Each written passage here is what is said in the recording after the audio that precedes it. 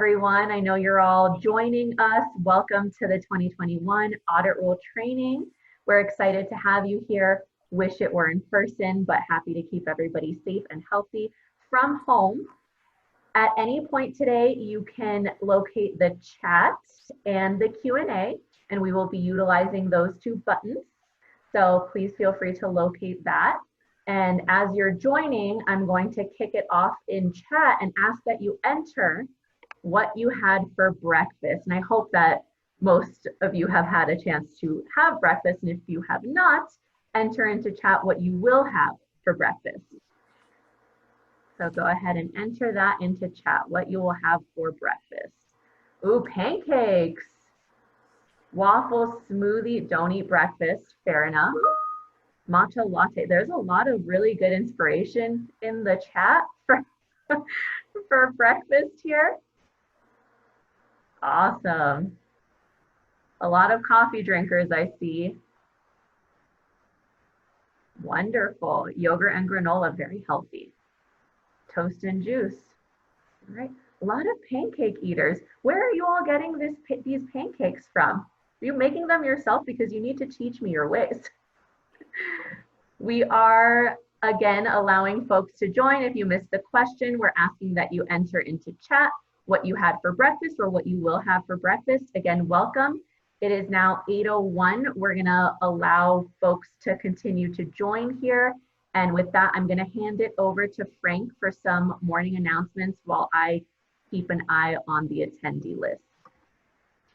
Good morning, and thank you, Madam President Kelsey Flanagan. Thank you so much. We're gonna get started here in just a little bit. We'll just take care of a little bit of housekeeping. Welcome, welcome. This is our second presentation and last presentation. This presentation is going to be recorded today so that you know that this will be available later on. We are going to post those on our website, so they should be available in a week or so, hopefully before that, so you can share that. Or if you miss some important parts, of course, you can go back, rewind, and watch that. So please grab your coffee, have your breakfast, snuggle up in a nice cozy blanket, of course, and enjoy the audit rule presentation. We'll get started here in a minute, and we'll go over a few of the items today that we'll cover, and then we'll get into our presentation. So we'll just give it another couple moments here.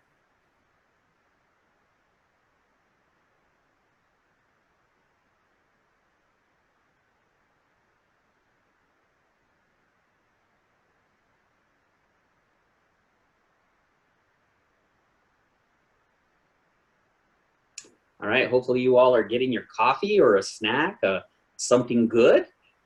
Please sit back and relax. We will be enjoying the audit rule presentation today. Thank you for joining us this morning. We are still waiting for people to just join us. We know it's a little early right now, but we all have had our coffee on the team, and we will get started here in just a little bit.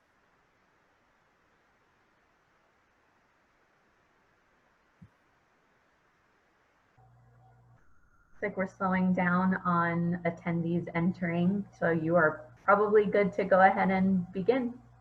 All right, well, good morning. Thank you all for joining us. Thank you, Madam President Kelsey Flanagan with the New Mexico Society of CPAs. We want to give them a big thank you. They're our partners, and we are partnering with them to bring you this Zoom presentation of the Audit Rule Presentation 2021. Time flies, doesn't it? We were here a year ago, and so we're ready to start the presentation. We want to, in coordination with the New Mexico Society of CPAs, we're almost ready to begin the audit rule training, and we're gonna start that. So my name is Frank Valdez, Director of Information Technology with the Office of the State Auditor. And we're gonna go over a few things to note today.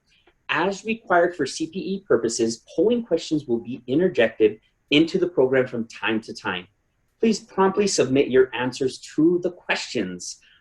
Please note that if you dialed in for audio purposes, you must also be logged in through the provided Zoom link to access the seminar in order to receive CPE credit. For compliance purposes, we're unable to provide CPE to dial-in only attendees. So make sure you join the Zoom presentation with the video so we can get you your CPE credit. Speaking of questions, at any time during the program, you can type a question into the questions pane. We know there is a Q&A pane, so please use your questions there. The chat feature is just for that, for chat. So please don't post your questions to chat, and you can ask those questions during the presentation. Also, if you'd like to speak at the end of the presentation, we're gonna allow, if you want to do that, you can put that in the chat, and we will of course get to you as soon as that time is available, and you can certainly ask your question. Remember, this is a recorded video, and this will be posted on our web later on. There will be a break later in the program. My favorite time is the break. I have always said this for years, so that's my favorite time. I encourage you to fill out your evaluation forms at the end of the day. You will receive a Survey Monkey to that, and please submit that in. We want your feedback. We want to know what we can do to improve the process for you, and of course the material. Of course, that's great. Your CPE certification or certificate of attendance will be emailed later next week. So later on in the week, just give that a little bit of time. We have a lot in attendance today, so please do that. We want to thank you. All right, so we're going to start the presentation now, and I just want to give you all a little bit of a little story. It's nice and early, so I hope you enjoy the little story, and a brief story about your New Mexico State Auditor. Brian Escalon was raised in Los Lunas, Bosque Farms, and Albuquerque, New Mexico. Brian learned the value of hard work, determination, and the sustaining power of an optimistic attitude from his parents. Although he lost his father when he was a teenager, Brian hasn't forgotten the many lessons he received, particularly the importance of education. The first in his family to go to college, he received his bachelor's degree in finance from New Mexico State University, and later earned his law degree from the University of New Mexico School of Law. He has practiced law since 2001, but his top priority has always been one of service and a desire to give back to his community. His weekends and evenings are spent helping local cultural and community-focused nonprofits raise money to support their causes, and meetings with young women and men as he mentors. Brian knows the first power of mentoring and the difference it can make in strengthening our communities. While he is a dedicated community ambassador and civil servant, Brian's true treasures are his family. Brian and his wife, Alele, have celebrated over 23 years of marriage, and together they have one son, Rafael. Both Alele and Rafael are accomplished in their own path in life, with Alele an educator and current doctoral candidate, and Rafael a biomedical engineer. And he can tell you a lot more about them, and I'm sure he will. It is my distinct pleasure in welcoming to the Zoom stage your New Mexico State Auditor, Brian Escalon, Esquire, CFE. Please, as you would, give him a round of applause. Thank you so much. All right, well, we have a small delay, but that is okay. We will certainly move along in our presentation, and State Auditor Colon will be back in just a little bit to speak with you. And so here he is. Welcome to the Zoom stage. Thank you, sir. All right. Good morning, Frank. Great to see you. I appreciate you so much, and thank you for that wonderful introduction. It is a pleasure to be with each and every one of you, whether you're from Mosquero or Doña Ana County or Fort Sumner, New Mexico, Albuquerque, anywhere in the state of New Mexico. We've got over 400 folks with us right now, and we are scheduled to have over 500 people come and join us at some point today. So we are thrilled to be able to do this virtually. We hope the format is convenient for you. I know that in some ways you are more comfortable maybe than you would be if we had to meet in person, but I know that we're also missing the ability to physically interact with one another. And so thank you for pivoting with us at the Office of the State Auditor as we do our second virtual audit rule training. And so we're really, really thrilled you are here. And we are optimistic that today is going to be very enriching for you. We are really thrilled to be able to still be able to provide this education in a way that you've been able to embrace it. Last year, we also had almost 1,000 people participate. We're right on track to do that again today. As Frank said, it is really my honor and privilege to be able to be the 28th state auditor of the beautiful land of enchantment. It is 843 days of service to you here in the Tierra del Encanto, the 47 star on the beautiful flag of the United States of America. And I am excited to speak to you today about so many great things, but I'm really going to focus on the pillars of our office that we've adopted very, very early on. And I want to just start out, I think, by introducing our directors at the Office of the State Auditor. We are joined today by our Deputy State Auditor of New Mexico, Natalie Cordova, CPA. She's done a phenomenal job guiding and providing her expertise as a professional and as a peer and colleague to many of you. Very accomplished leader. She has sat on every single side of the table that you can imagine, whether it's being a controller or a CFO, but now she leads the state of New Mexico as our Deputy State Auditor. I want to say thank you to my friend and incredible attorney, our General Counsel at the Office of the State Auditor, Jesse Gallegos. Another fantastic member of my team is somebody who's also got a great path of civil service here in the state of New Mexico. She's been with our office for a long time. She's kind of like Frank. She was there before I got there. She'll be there long after I leave. And she has provided great guidance, expertise, and talent to us. Lynette Kennard, our Director of our Financial Audit Division. Sean Beck is also with us today. We'll be sharing some thoughts with you. He is from our Special Investigation Division, doing a great job there. Another distinguished civil servant, somebody who we brought on to the office from the private sector, who did phenomenal work in fraud, and she's got her CFE. She's a great leader in our office. She's the Director of our Government Accountability Office, Stephanie W. Tejas. So she'll be also sharing with us today. In our contracts and firm profile management, who many of you interact with as you utilize OSA Connect. She's done a great job presenting to our stakeholders, and I know that you're going to enjoy hearing from her today, Rebecca Garcia. Lisa Kerr is also with us. She has done a great job at the Office of the State Auditor as working with our Regulation and Compliance Division, but she also has the important work of our Guardianship and Conservatorship program at the Office of the State Auditor. As many of you have followed, our role in terms of oversight for guardianship and conservatorships in New Mexico has greatly expanded over the last couple of years. So we are thrilled to have Lisa in leadership there. Also in my office, I have Rebecca Archuleta, who helps make sure that I get the human resources correct as she leads that division. And Miranda Mascareñas, another great civil servant who is familiar to many of you. She serves as our special projects and CFO at the Office of the State Auditor. You've already met DJ Frankie V, as I like to call him very affectionately. He is really the light in our office. He keeps me smiling all the time, but he's also now been promoted to become our Director of Information Technology. But many of you got to know him when he was in the role that Rebecca holds now, leading in our contracts and firm profile division. So Frank, thank you for your longstanding leadership at the Office of the State Auditor. And just as a reminder, each of you should keep in mind that Frank has transitioned to this IT division, and you'll be needing to reach out to Rebecca Garcia as it relates to contracting and OSA Connect. Frank's always happy to take your call, but he will gently redirect you over to Rebecca for her core competencies in working there. So let's get on to the, I never want to start out a presentation without being grateful to my leaders at the office, and that's why I start out by introducing my directors. We've got a team of a few dozen folks that work like most of you. Whether you're an independent public accountant in a firm that we appreciate so greatly, they're well represented today, or you're a civil servant in a community, I want to lift you up.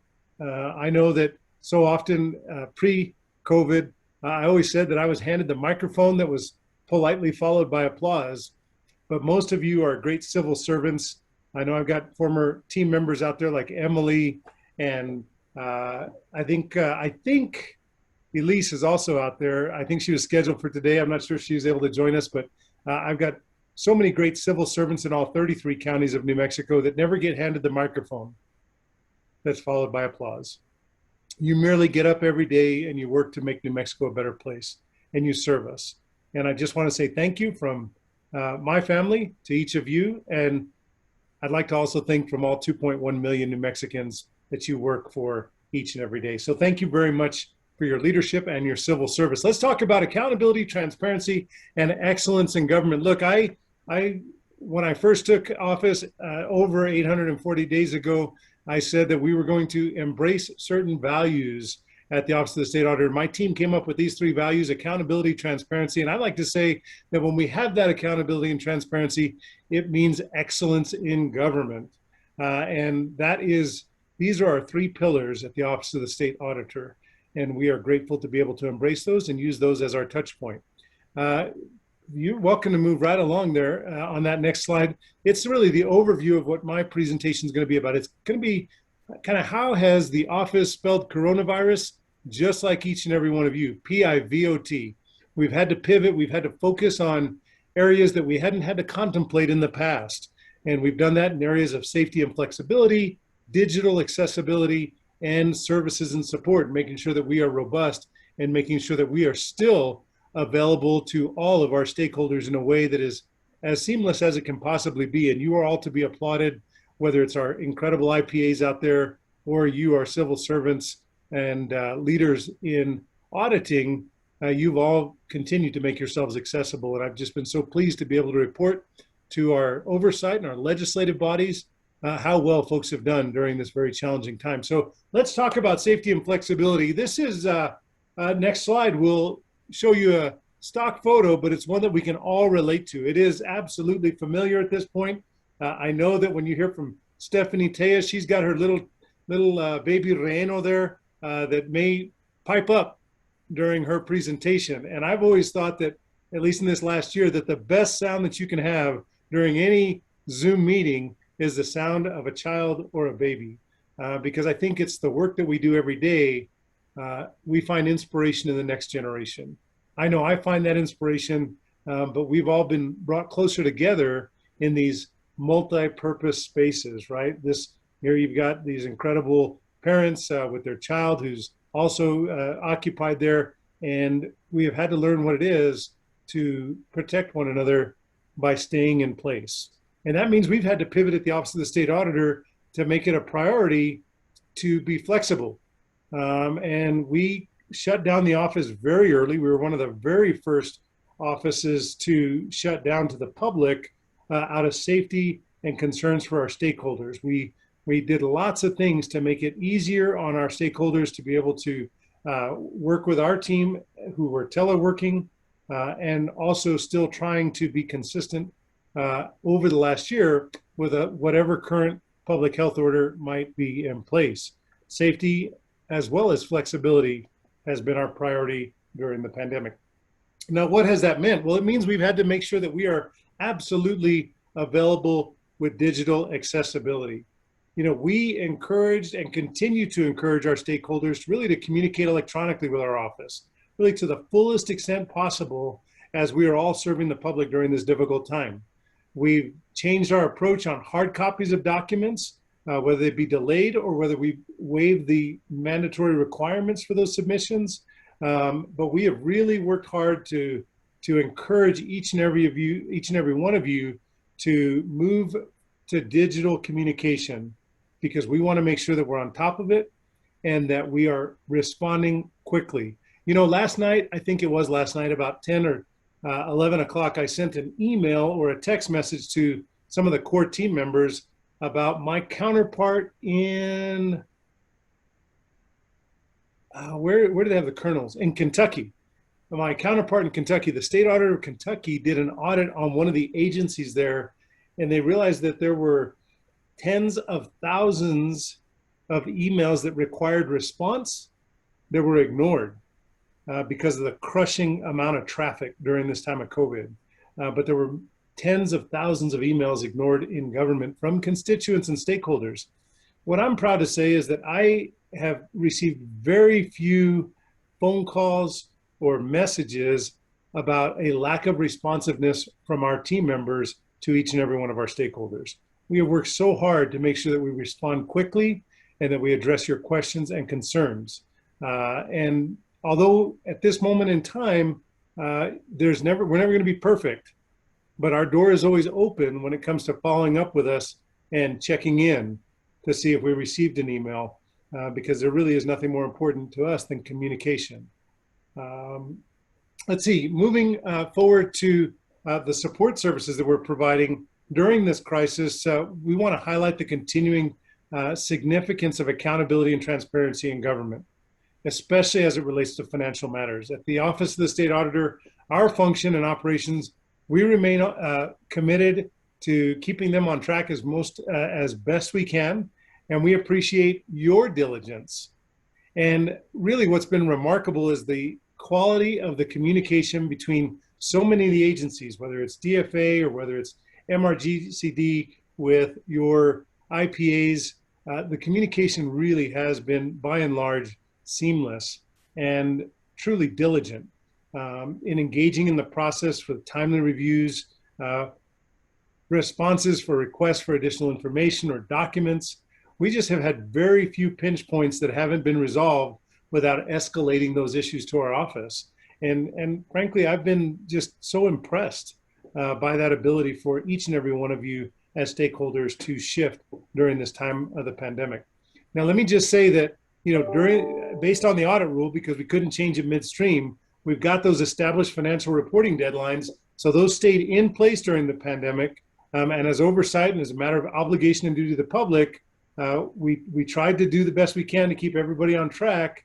And for the most part, we've been able to maintain our critical functions by using virtual meetings, the portals that have been established, and that electronic communication. And we've switched to substantially working with electronic documentation. We continue to encourage IPAs and our agencies to do their entrance and exit conferences teleconference style via Zoom, Teams. There are many platforms, and each of them will be deemed appropriate by your individual agency and your IPA, but we really want to do everything we can to continue to encourage that type of entrance and exit exam process. And then for the second year, we're working with the folks at the New Mexico Accountancy Board and the Society of CPAs to provide this audit rule training electronically as a virtual webinar. And I want to, before we go to the next slide, I just want to say thanks to Hope, thanks to Kelsey, and the New Mexico Society of CPAs for just stepping up instantly. And this is the second year in a row they've done that, to say, yes, we will collaborate, we'll partner. You are an important team member of the work that we do in New Mexico as CPAs, and we're happy to host. And so we thank them for that. We thank the Accountancy Board for providing credits. And sometimes when the state auditor goes too long on his piece of the presentation, we may go a little over on time. And so I want to say in advance, thank you, Kelsey, for lobbying the New Mexico Accountancy Board for making sure that we give credit for all the time served today. So we want to make sure that you get credit for time served. That's a lawyer joke. I know I don't have too many accountant jokes, but after 20 years of practice, I do have a few lawyer jokes. So you're going to get credit for time served as most of you would like. So let me just move on to the next part of the presentation, which is really about the partnerships that we've created, especially during the time of the pandemic. We've tried to be more collaborative in our partnerships with each of the agencies to make sure that we have that transparency and accountability. We've done that with oversight agencies to make sure that we're cooperating during investigations and of course during any allegations of waste, fraud, and abuse. I'll tell you that even during the pandemic, and Sean's going to speak specifically, I think, to some of these issues, but our numbers are up, our engagement is up. The public is still deeply engaged with our office in helping us identify waste, fraud, and abuse. Now, remember, when I took office 843 days ago, I said that we were going to make sure that we did everything we could to engage the public in fighting waste, fraud, and abuse, but that I was also going to celebrate excellence. So I want to say thank you to the Municipal League, the New Mexico Association of Counties, for allowing me, or New Mexico Counties, I think is the new brand. But I want to say thank you for allowing me to join you so frequently in celebrating that excellence. I think I've probably sent more letters of commendation than my predecessors, because I do think that celebrating excellence is just as important as holding folks accountable when we find waste, fraud, and abuse. So we want to say thank you to each and every one of you for allowing me to celebrate that excellence over time while working with our stakeholders to identify and push back on waste, fraud, and abuse. So we have relationships with every state agency, every local public body, all our approved IPAs, which I think we have about 70 great stakeholders in that IPA section. And we provide the relationship, well, not relationship improvement, but I want to say that we are a conduit sometimes between those stakeholders and the IPAs. And if there's ever any issue between agencies or local public bodies and IPAs, we are always happy to facilitate the conversation. And I will tell you that we've had to do that on occasion, but it's really been an opportunity. And what I've found is that once we step in and we kind of clear the static in the line, things move forward very, very smoothly.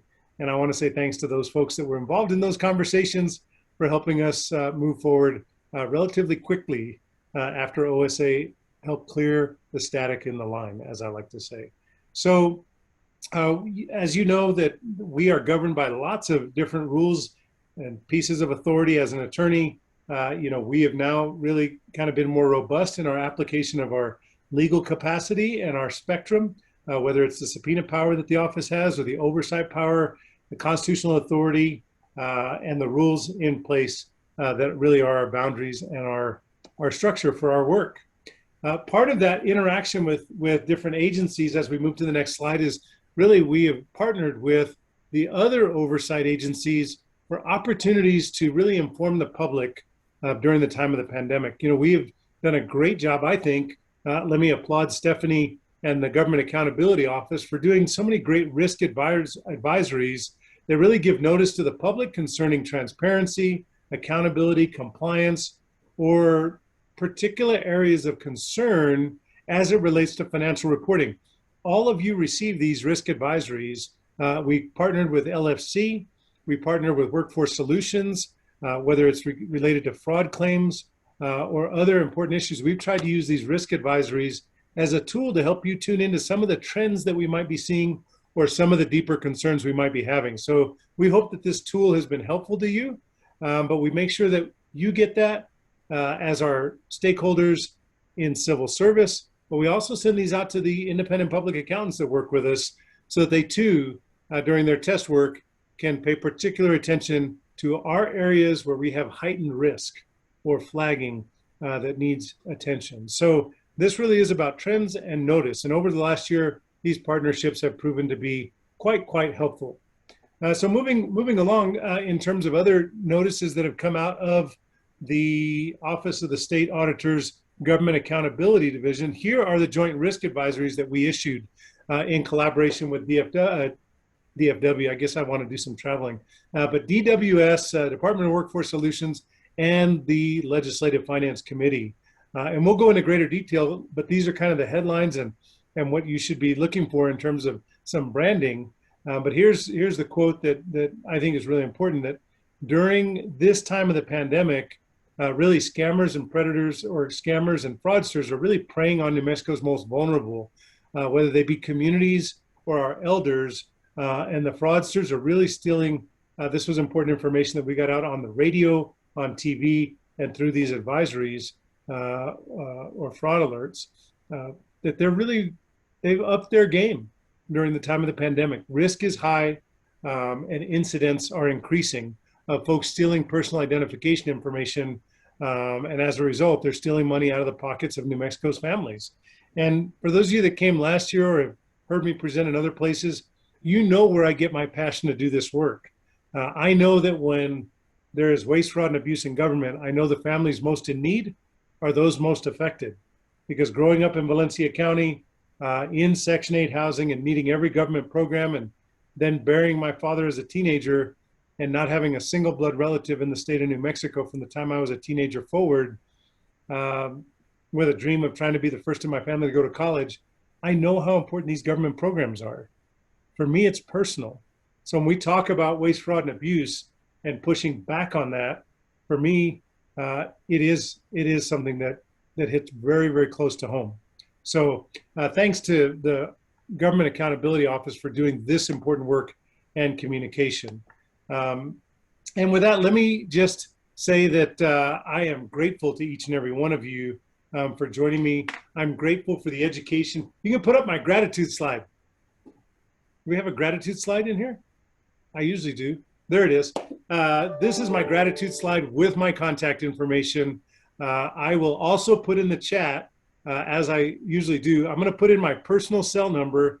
It's the one I manage best.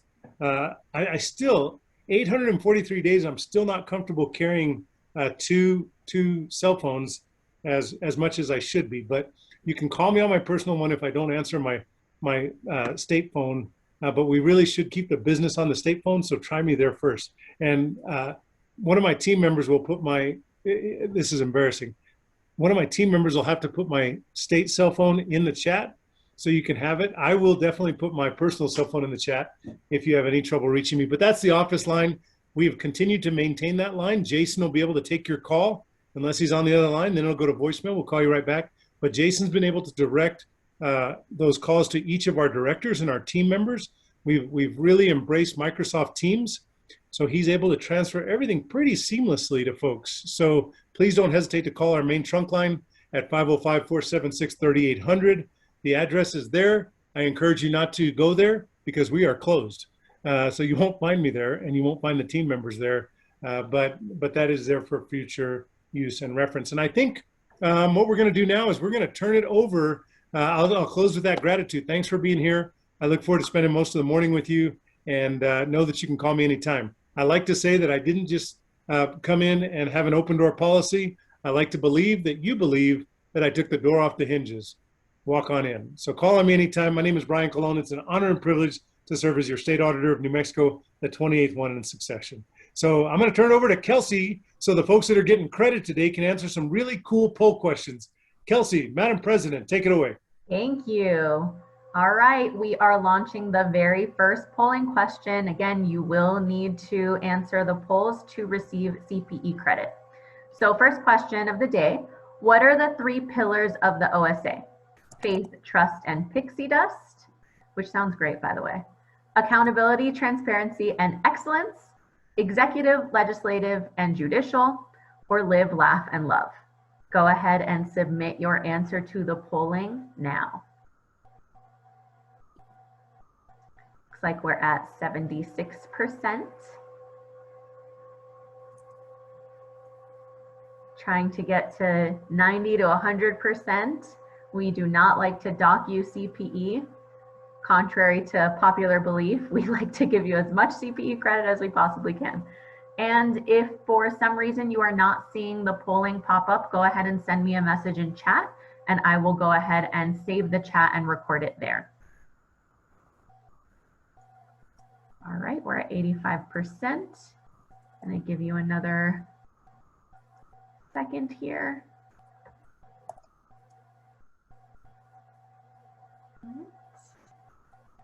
And the answer is accountability, transparency, and excellence, which most of you did get correct. You do not need to get these correct to get CPE credit. Next question, polling question number 2 is live. What is the official slogan for the New Mexico United Soccer Club? Crescit eundo, somos unidos, panza llena, corazón contento, which personally is me, New Mexico true. Go ahead and answer the polling question now. Again, if you're having any technical difficulties, those polling questions are not popping up for you, let me know in the chat, not in the Q&A, let me know in the chat so that I can save that chat and make sure to get you appropriate credit. Laura Gutierrez, that means you make sure that we get that note in there that in the chat instead of the Q&A that you can't see those questions. We love New Mexico United. Definitely. And I love the fact that somebody had Red Bull for breakfast and then someone else had pot pie. Those were my 2 top answers in the chat. So thanks for that cool question on the front end, Kelsey. There's a lot of good breakfast inspiration and lunch and dinner too. Right? I'm an all-day breakfast person, so you could have that any time of the day. All right, and the official slogan is Somos Unidos. And we'll go ahead and launch that 3rd polling question right now. Collaboration with oversight agencies provides greater opportunity for more thorough investigations into allegations of what? Waste, fraud, abuse, or all of the above? Go ahead and submit your answer to the polling question now.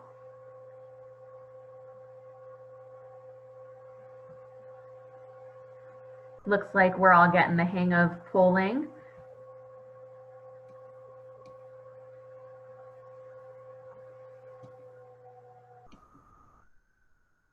Awesome. I'm going to give you a couple more seconds to answer this one. Again, the third polling question is live.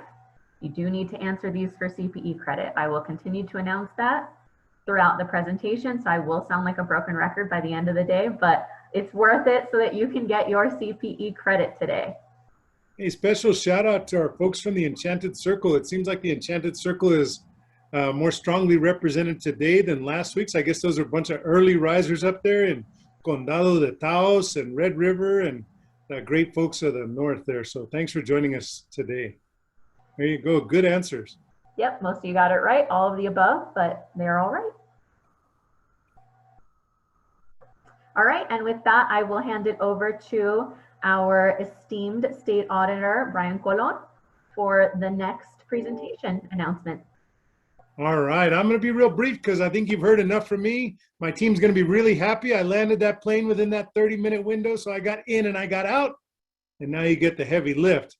And the heavy lift comes from one of the best technicians out there. Natalie Cordova is not just appreciated by her colleagues, but she is celebrated by her colleagues. I'm not sure that there is here in the state of New Mexico an accountancy award that she has not received for her public service.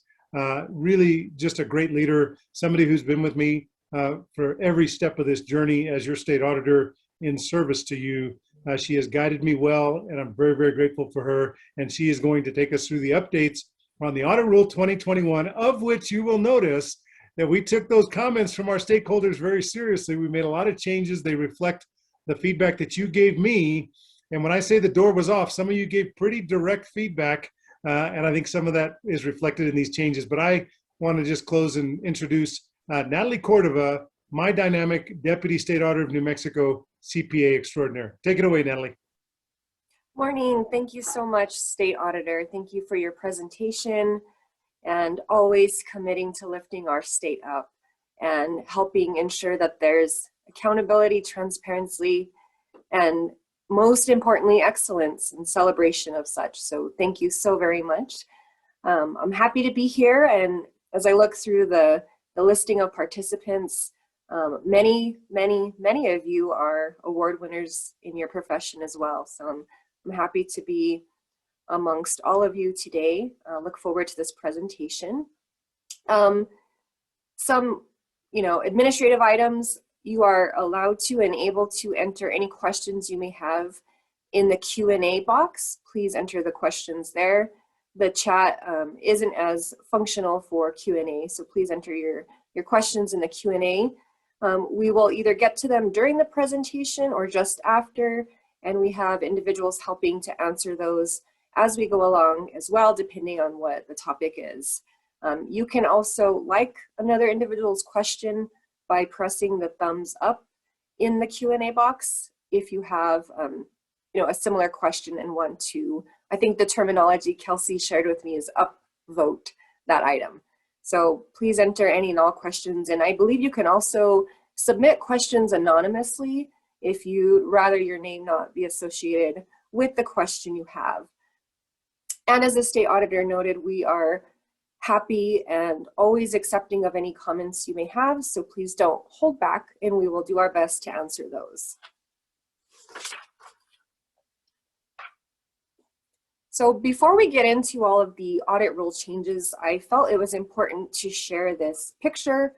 We have had a great number of questions this year, including myself. Really, I didn't realize this button was available and active for reports posted for FY 2020. So that's been causing a lot of confusion on where the reports might be located once they're released. And I appreciate your tolerance on my pictorial here. I drew this myself. It's probably obvious.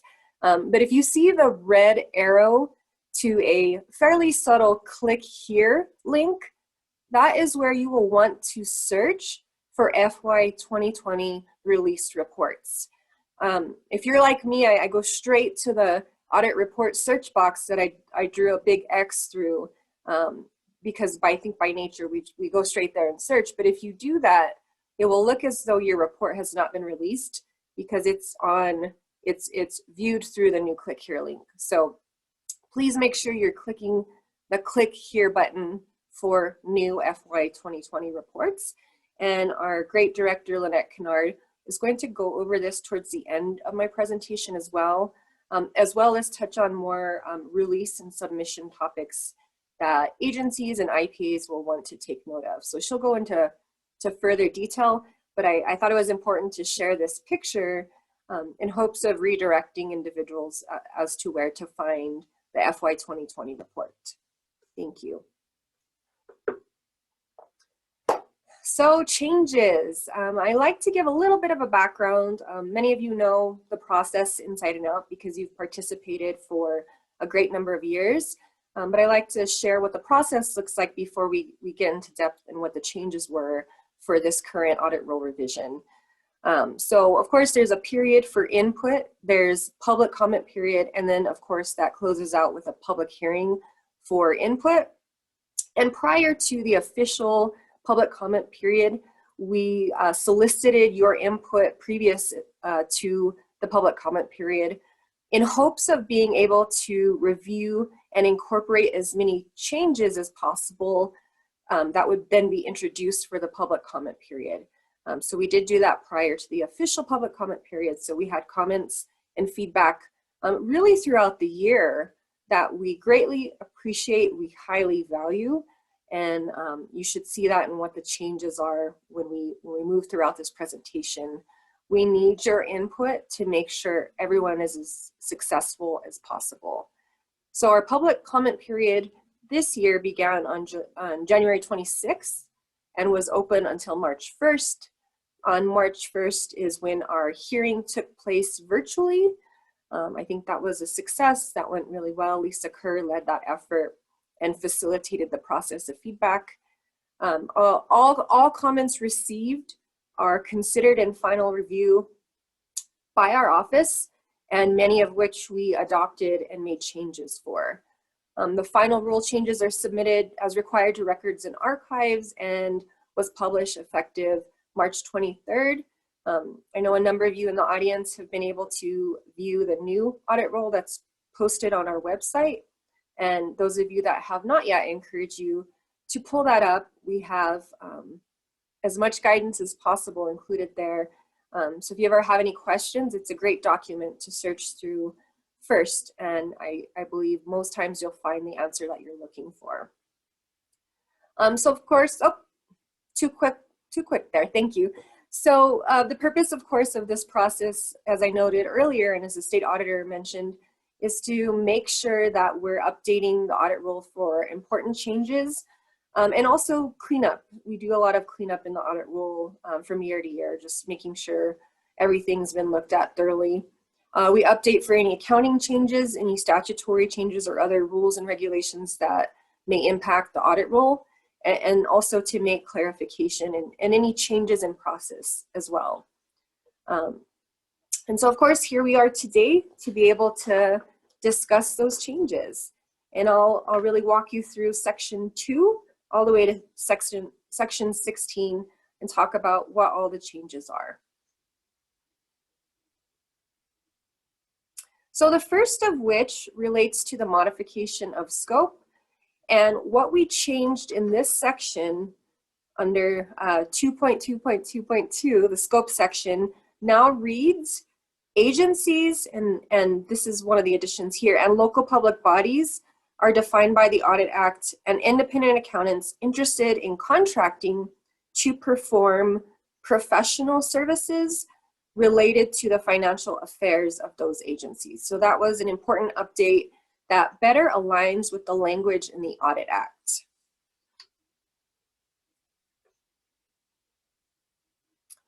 The next modification update to our audit rule relates to multiple sections, and that's because this terminology shows up in various sections throughout our audit rule. So the term forensic audits was replaced with the term forensic accounting engagements to better reflect the nature of the work done. And those of you that work directly in that arena, I believe, appreciate this update and feel that it provides a better alignment with the services truly being provided.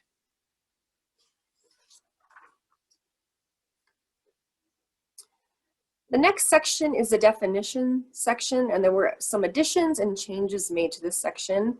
The first of which is adding a definition for an attest engagement. And you can see what that detail looks like here, but we've included a definition to refer back to when that term is used throughout the audit rule. We've also added a definition for audit documentation. Previously, the terminology work papers or working papers was used, but we felt it would be more appropriate to include audit documentation definition as used in the profession directly. QSIP was not previously defined, but was referenced and used in the audit rule, so we added QSIP, of course, meaning Committee for Uniform Securities Identification Procedures. So we added that to the definition, so it's clear what that use of the acronym meant further along in the audit rule. And then lastly, we added a definition of the acronym for the New Mexico Early Childhood Education Care Department. It's a relatively new state agency, so we've included that as well in the definition section. Some more changes and additions to the definition section. So similar to the last slide for attest engagements, we've added a definition that will clearly define what a non-attest engagement is. So we've added that to our definition section, and it is referred to in multiple sections throughout our audit role. We also added a definition for special audit. We didn't have a definition for special audit previously, as it was included in the audit definition. So we parsed that out and made it its own term and defined it as such. So that's included now, I think, giving better definition to what a special audit is. And as I just mentioned, audit, so we updated that definition to remove the terms special audit, performance audit, and forensic audit. Made more sense to distance those two. And then we've defined auditor, or I apologize, we've updated the definition to auditor. And so now it currently reads that it means the independent public accountant performing audit or attest work as defined in the Public Accountancy Act. So again, our attempt to better align terminology with the governing rules and regulations that exist. Another definition update, report, was revised to replace forensic audit with forensic accounting engagement. So that definition was updated with a previous definition change and replacement of terms for forensic accounting engagement.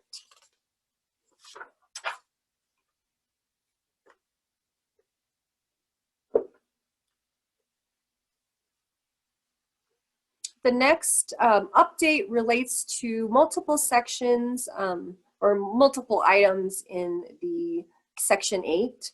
And this change added clarifying language to indicate the applicable section that applies to audits, AUPs, or other attest engagements. So it's incorporating that particular wording into the firm profile section and the listing of requirements through contractual engagements really around the firm profile and contract process. The next update is a small change, but important. And this change is changing a word from shall to may regarding new firms, new IPAs or firms that are submitting a firm profile for the first time. The previous language noted we shall perform a quality control review, and now we've updated that to note may, given there are a number of other factors that are important in that consideration.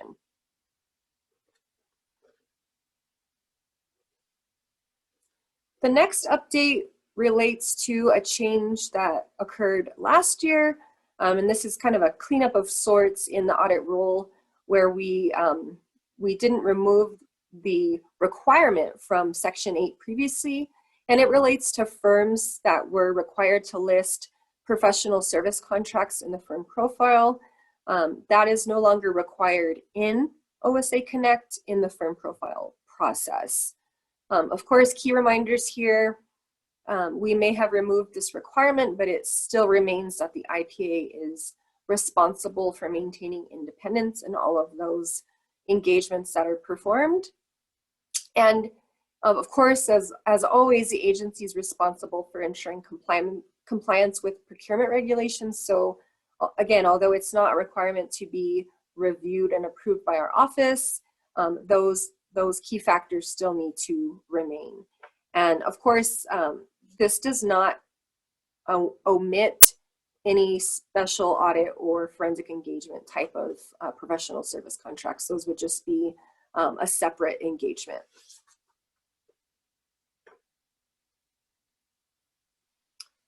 The next update relates to Section 8, and it's clarifying the approved firms list pertains to a test engagement, including audits and AUPs. So it's making it very clear what our approved list of IPAs is to be used for. And so the key reminder is for firms that want to be included on this list of approved firms. Of course, you need to submit a complete and correct firm profile. And again, that is specifically to perform audits or attest engagements. It doesn't prohibit firms that choose to only perform non-attest engagements for forensic audit services. You do not have to be included in that list. You can choose to, but if you're included in the list, we of course need the complete and correct firm profile. This item, the next addition to the audit rule this year was to include in the listing that exists under potential reasons for restrictions on firms and IPAs, we added a deficiency consideration to address the failure to have a contract approved by the OSA prior to beginning work.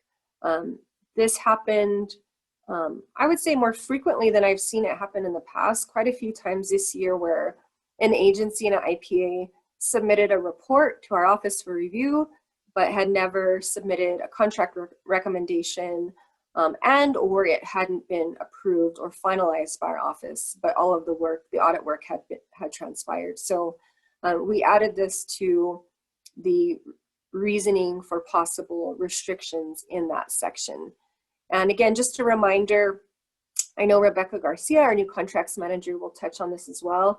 Please make sure your contract recommendation has been approved by our office before starting work.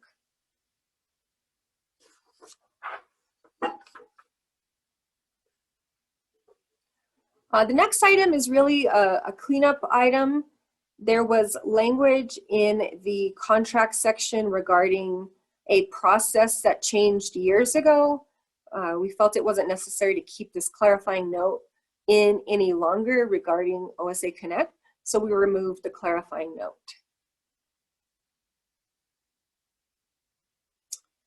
Auditor rotation rules. Next update, we proposed a change to this term this year during the revision process, moving from 6-year required rotation rule up to 8.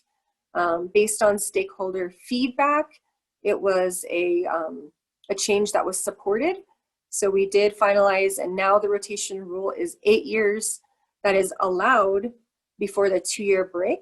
And so some key reminders on this change. Of course, a firm can provide a multi-year recommendation, but the term of the contract will be for 1 year. Submissions have to occur annually in OSA Connect, and that contract recommendation has to be approved on an annual basis.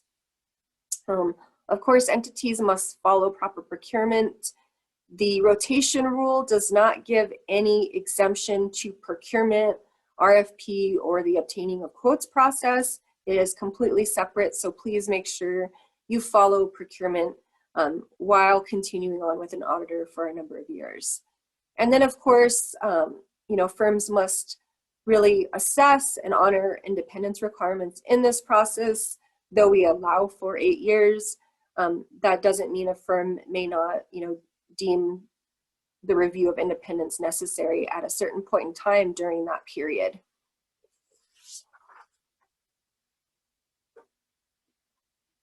Thank you, Audrey. I completely agree. I think that fits very well. The next item was adding clarifying language. And specifically, you can see the exact update here on your slide. So I think we kind of missed a word in previous versions. It used to say an audit, but it's specific to an audit contract. So that clarification was made in the underlined language. And then we also added that new term I've spoken about a few times now, forensic accounting engagement. So that's added specifically here to this section.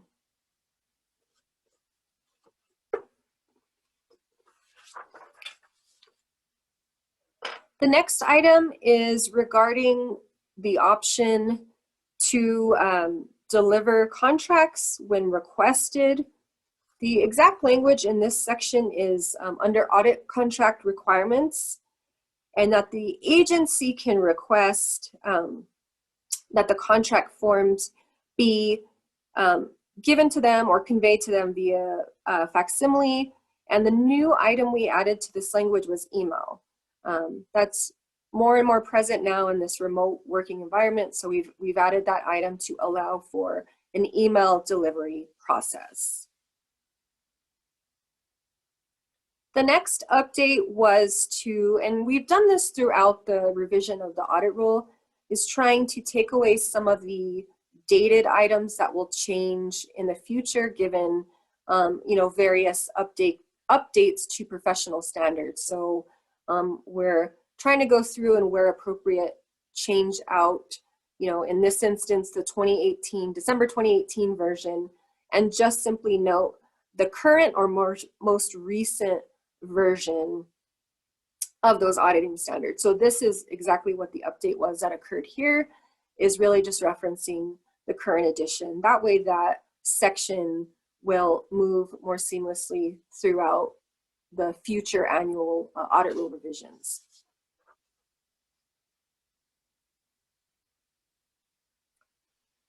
The next item relates to fraud, waste, and abuse, and this is in Section 8 under IPA independence. So Section 8 under the kind of the contractual process and firm profile section. What changed here is specific language, it was about a paragraph long, was stricken from this section because it already exists in Section 15. So we were just removing redundant language.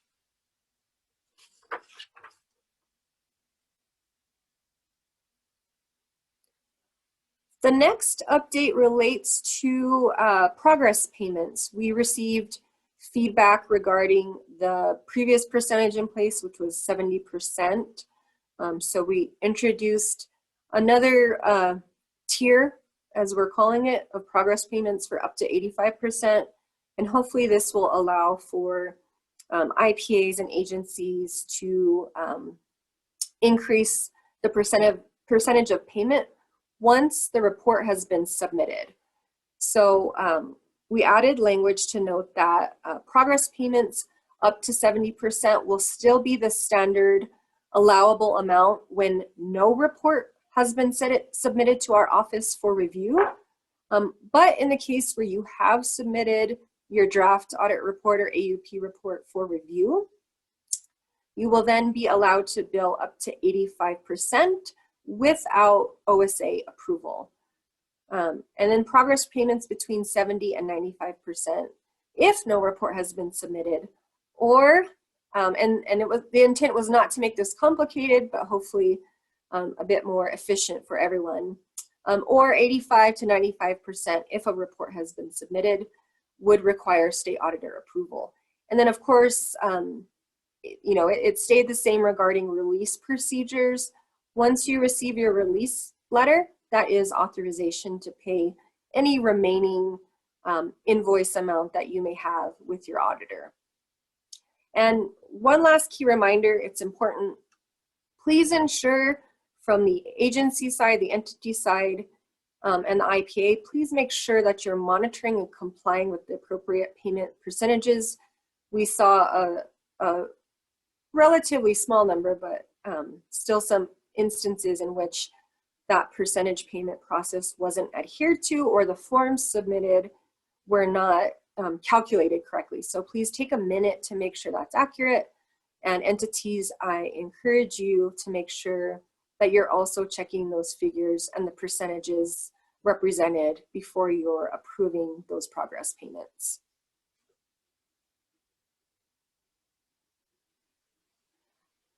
The next item relates to changing a word from may to shall. So it's a little bit different than the last change we talked about in this regard, making it a bit more flexible. This is, I'd say, closing the loop on flexibility.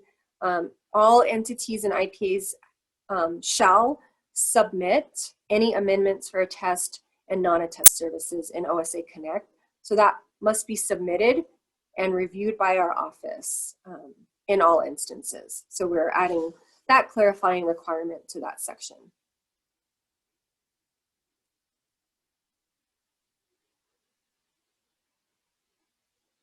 So the next update relates to an important change we've seen in process this year. Because of the unknown future we all experienced, we required, or I should say requested, that all drafts be submitted electronically because of the office closures, mailing system, etc. So the update on this slide relates to now requiring all draft, final, and component units, etc., all of your information for the draft submission process and the final submission process to be submitted electronically. So we've replaced the requirement to submit an organized bound copy to our office. Now, your client may still require organized bound copies of the final reports, and we haven't eliminated that requirement, only the requirement to send the organized bound copy to our office for review purposes. And we've also removed the postmarked requirement dates, as we will no longer be accepting or receiving any physically hard copy mailed reports. And I do believe, I know there were a lot of hiccups with a lot of things this year, but this will and has really made the report submission process easier and more efficient. On our end, we had to work through some kinks in the process, but I believe we're getting those all out and making it a better process.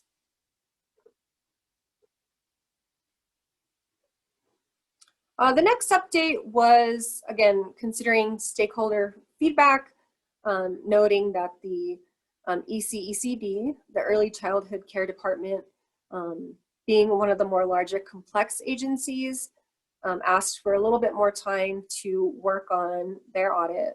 So we did include the due date as November 15th for this agency. So that's the update to the listing of agencies in that specific section.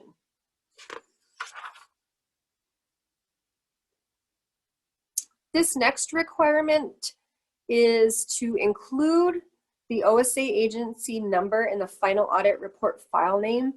This is so we can better track and identify the final reports in a more efficient manner. So please make sure that you include your OSA agency number, and that's important because there are times in which you have an associated agency number, but it's not necessarily the one we track. So it should be the same number you see in OSA Connect. We're asking that that be included in the final audit report file name. The next item, pretty simple update in the general criteria section. The terminology used to read scope of annual financial and compliance audits. Now it simply reads annual financial and compliance audits.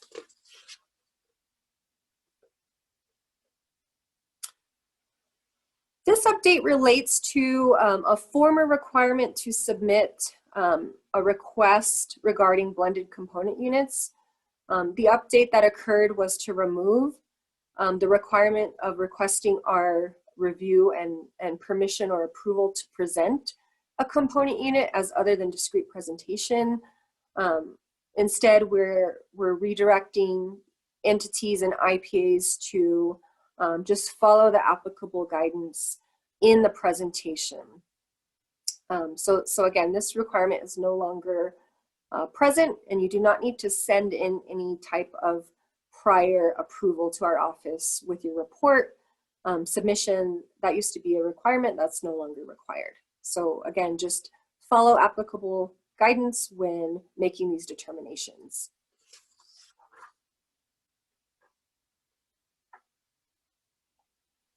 The next update relates to the language regarding preparation of the financial statements. And this update is striking through language that existed and adding new language, noting that, of course, IPAs should refer to the GAGA's conceptual framework to evaluate independence. So it's just directing our IPAs to that important framework when evaluating independence. Always ensure your documentation is in order, and of course, follow those important standards. So the next item is to add critical clarification under Section E, Audit Documentation Requirements. So this section added the following language: audit documentation, including working papers, are the property of the IPA or responsible certificate holder. Audit documentation includes all documents used to support any opinions or findings, included in the report. So we included what we felt was a really key clarifying statement to this section. State auditor review of audit documentation does not transfer the ownership of the documents. And again, I think that's a really important clarification we added to the audit rule.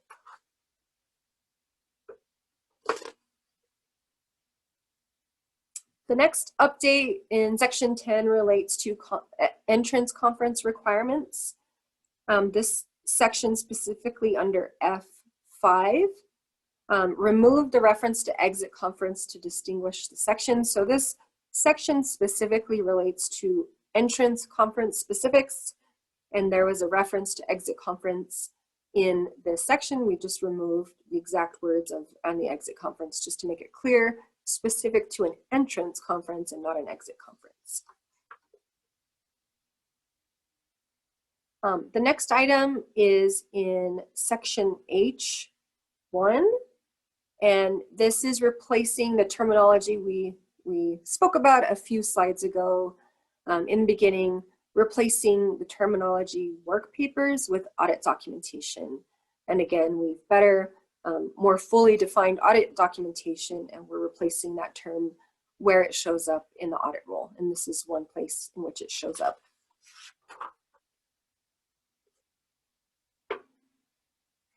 The next item was language that was deemed important to add to Section J1, which is state compliance and audit requirements regarding the retention of records. The specific sentence added, and you can see it right in front of you in quotes: all agencies must retain support for procurement until the contract expires, or the minimum time for record retention is met, whichever is longer. So adding clarification to what those requirements are in that specific section.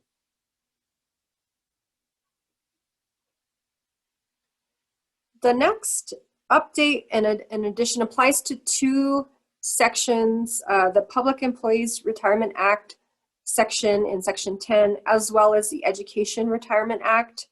And it's adding clarification to the existing requirement. The only addition was the specific words "and test internal controls." So the IPA is to evaluate and test internal controls regarding the eligibility process for PERA and ERA as well. And this really addresses the risk of excluding members that should be participating or are eligible.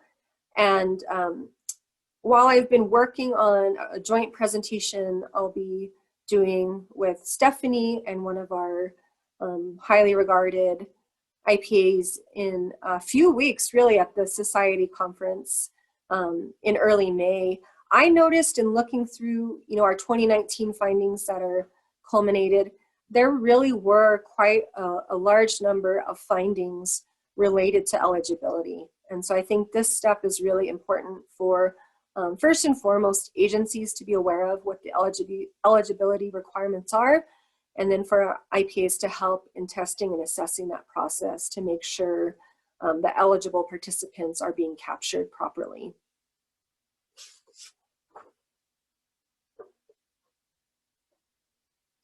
The next update relates to a similar topic under the retiree healthcare section of this state compliance test work. So we're adding clarification to test internal controls for retiree healthcare, eligibility and other benefits, and of course to evaluate risk associated with employees that might be excluded.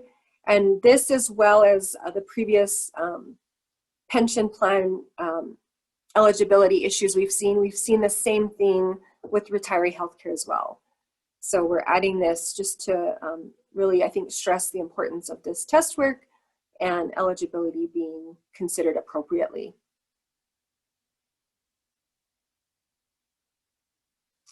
The next update relates to the audit findings requirement in section L, and it's been updated to add an example of prior year audit finding format number. And the update, of course, in this example shows you very clearly, I think, what we're looking for. One of the reasons that we're clarifying this is the data collection module for the Federal Audit Clearinghouse system requires numbers to match the current fiscal year end. So we updated our rule to make sure that process was facilitated.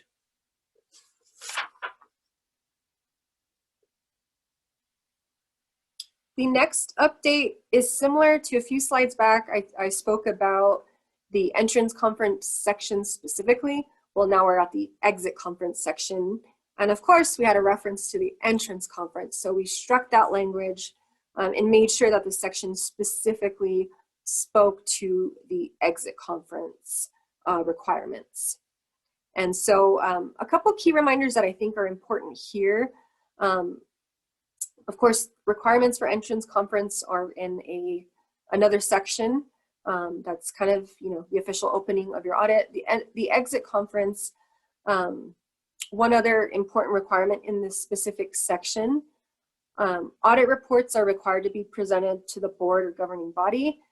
But I want to stress, it doesn't require approval of the board or governing body.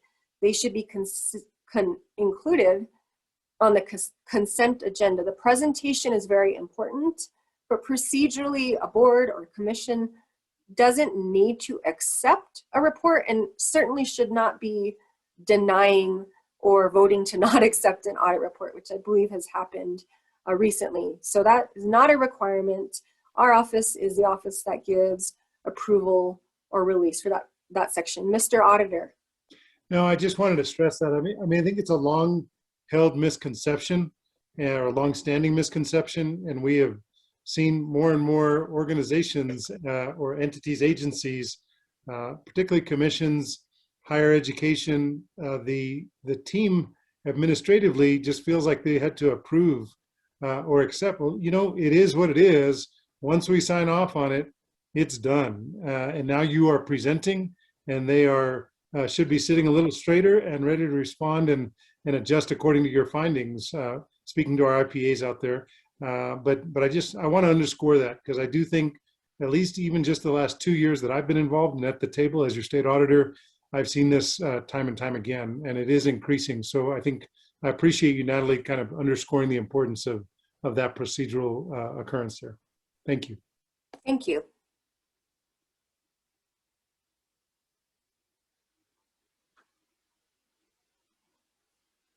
All right, the next update is related to really including a reference to the 5-day period in which a report either has to wait through or can be waived. So this reference is under section M4, and it's just referring the user of the audit roll back to the requirements. If you are opting to or find it necessary to waive the 5-day period, you need to send an official request to our office, And that is specifically captured in section 9B4A. And that will give agencies the detail or the criteria that needs to be met in the request to waive the 5-day period, so that we can honor that request and immediately post or make available, publicly available, your audit report in lieu of waiting the 5-day period. So please check out that section, make sure that your waiver includes all those required elements before sending it to our office. And I'll also note, if you're aware that you need to waive that 5-day period before your report is submitted, it's perfectly fine to send the waiver in ahead of time. That's fine. In fact, that's probably a perfectly fine process on our end, so that we make sure we get that ready for release immediately once the release occurs.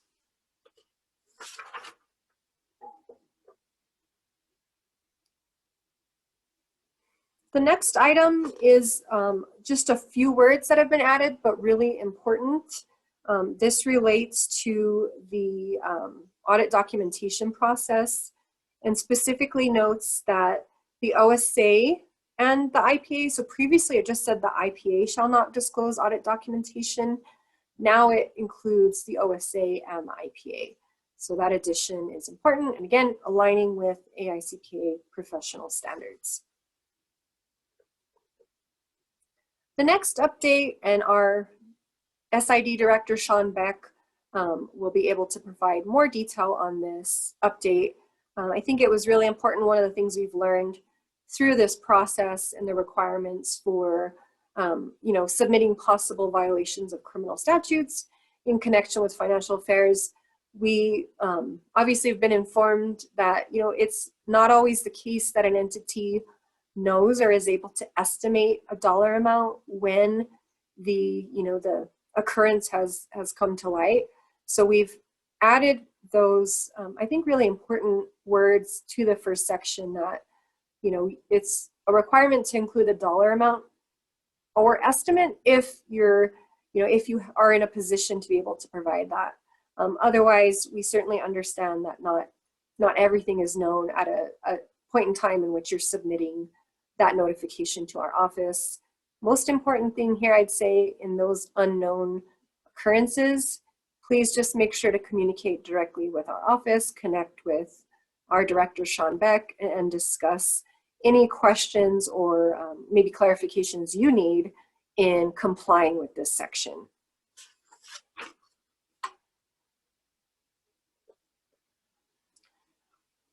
The next update relates to obtaining confirmations from the State Treasurer's Office. We removed the requirement to obtain a confirmation from the audit rule. We're not saying this step is unnecessary. We're just removing the mandate that it occur. So of course, IPAs, you want to use your professional judgment in what is deemed necessary in this section of test work, but we didn't feel that this requirement or mandate was a necessary step in the audit rule any longer. So again, just removing the requirement from the rule, but certainly IPAs are going to have to figure out what the most appropriate approach to that section of test work will be. This next update is really simple cleanup in this section related to pledged collateral. You can see the wording here. What you can't see is what is stricken, and towards the last sentence, we removed wording that said each of. So now it just simply notes dollar amount of the following instead of each of the following. And then lastly, we added the word and just before total pledged collateral. So very, very simple cleanup in that section.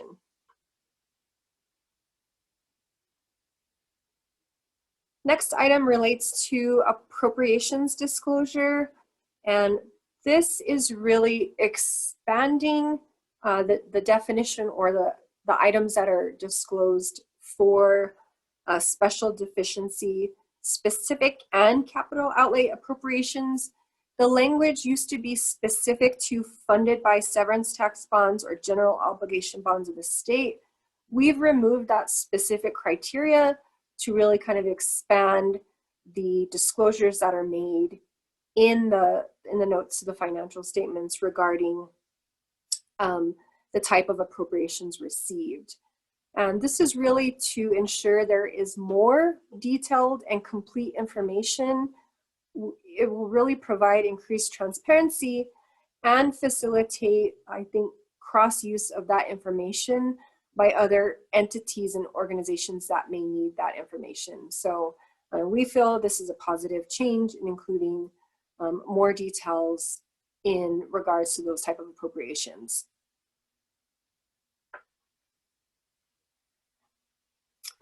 The next item in section Y2, so we're almost done with section 10, the updates that occurred there. So we're removing, we had quite a bit of detail regarding GASB's comprehensive implementation guide related specifically to this section. So we're really just striking the language that was, I mean, essentially a cut and paste from GASB guidance. And certainly the requirement still remains that you would follow GASB guidance in your approach, but we're just taking that overly detailed section out of the audit rule.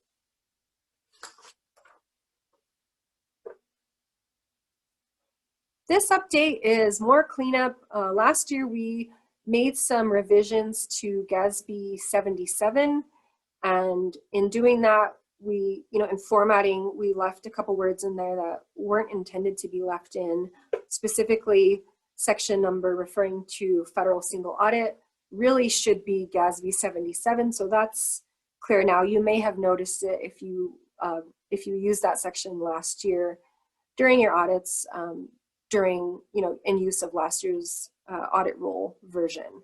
So we just removed that section and then also removed a reference to OMB A133 because of course this is GASB 77 section. So just cleaning up the erroneous language left in that section is what occurred in this change. The next update relates to a concurring review for retiree healthcare schedule of employer allocations. This requirement has been repealed effectively in this updated audit rule. This is similar to the repeal of the requirements for PERA and ERB that were removed in last year's audit rule. So that update occurred this year, and really based on stakeholder input, it was deemed that this kind of investment, this cost was not necessarily resulting in any type of significant return on investment. So that section has been repealed as well, that requirement.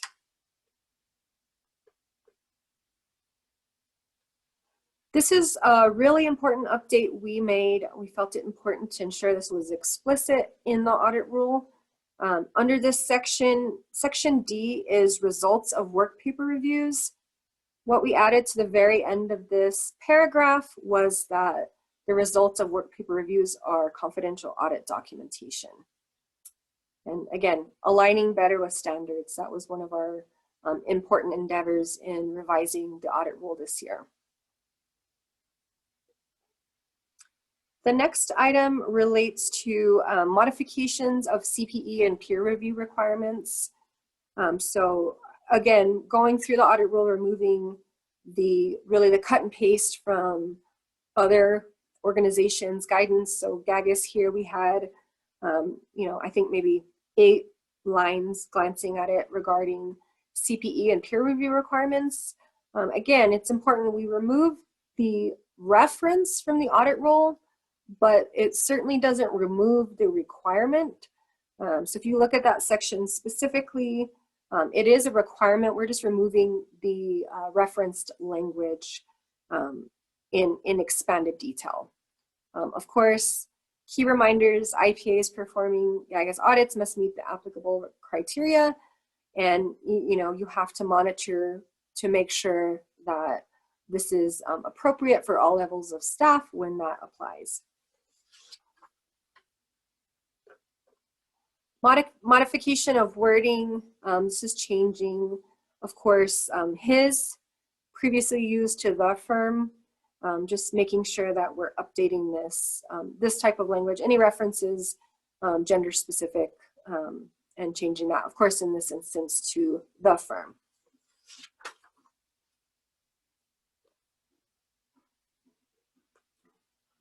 The next item relates to section 14 under State Auditor Quality Control Reviews. This is very similar to the previous update, quite a few slides back that I spoke about adding more appropriate flexibility to when our office may perform a quality control review. So, and as you note here under why this is important, that now directly aligns with section 8 language that this type of review may occur.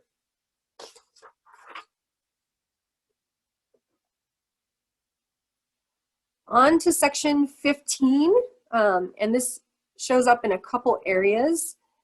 This, of course, is revising the section. So section 15 itself, and you'll see it in one of the first arrows towards the bottom, now reads Special Audits and Examinations.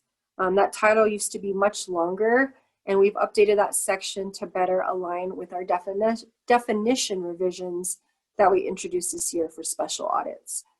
So cleaning up that title and the subtitles below as well regarding special audits and agency-initiated special audits. So really, again, just cleaning up that language so it better reflects the definition we added this year under the special audit definition.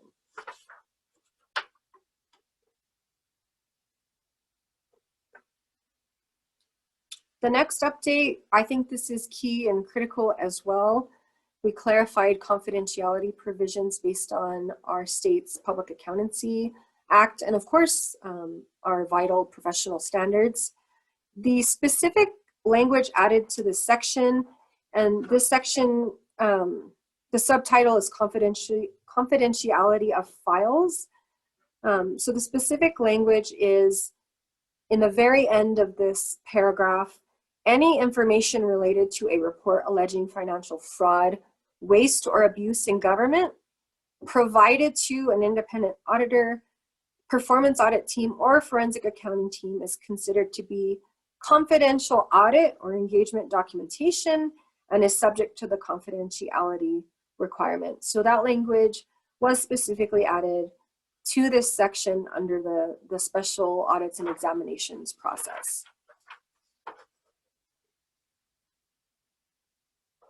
The next item in the same section relates to reference to this specific sentence and then the Association of Certified Fraud Examiners, including specific language regarding that specific guidance to be followed. So it's now including engagements performed under forensic services standards issued by the AICPA, and then as well engagements performed following the Code of Professional Standards issued by the Association of Certified Fraud Examiners. And this was one of the items we received in really valuable and important stakeholder feedback, and we felt it important to include this additional language as well.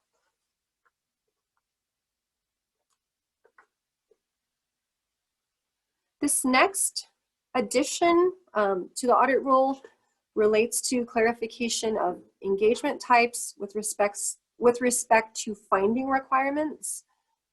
So one of the new things here, in addition to just aligning the terminology better, is including finding requirements in our special audit reports or special engagement reports to ensure that there is a specific format and consistent application of those concerns or issues raised, and as similar as possible to the audit process that includes finding structure which is consistently applied to all engagements under that section.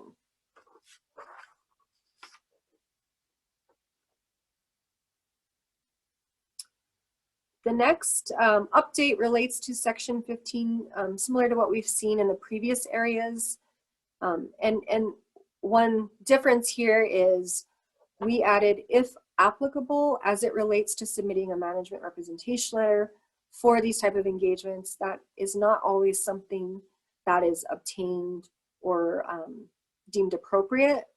And in this section, we removed the reference and requirement to an organized and bound report. So, of course, changing that to an electronic submission process.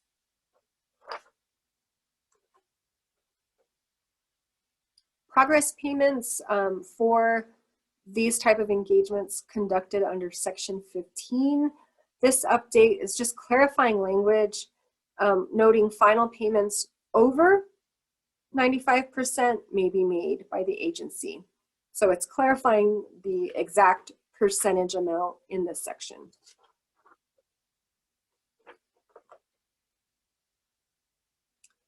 This update relates to Section 15 under the contracting section, and it's just adding a reference to any defined restrictions by our audit rule on the engagement letter.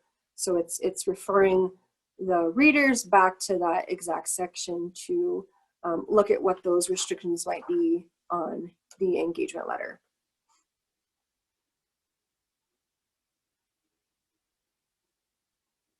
This next edition, and I spoke to it a couple slides ago about what was added, gives specific detail on the finding requirements for special audits or examinations.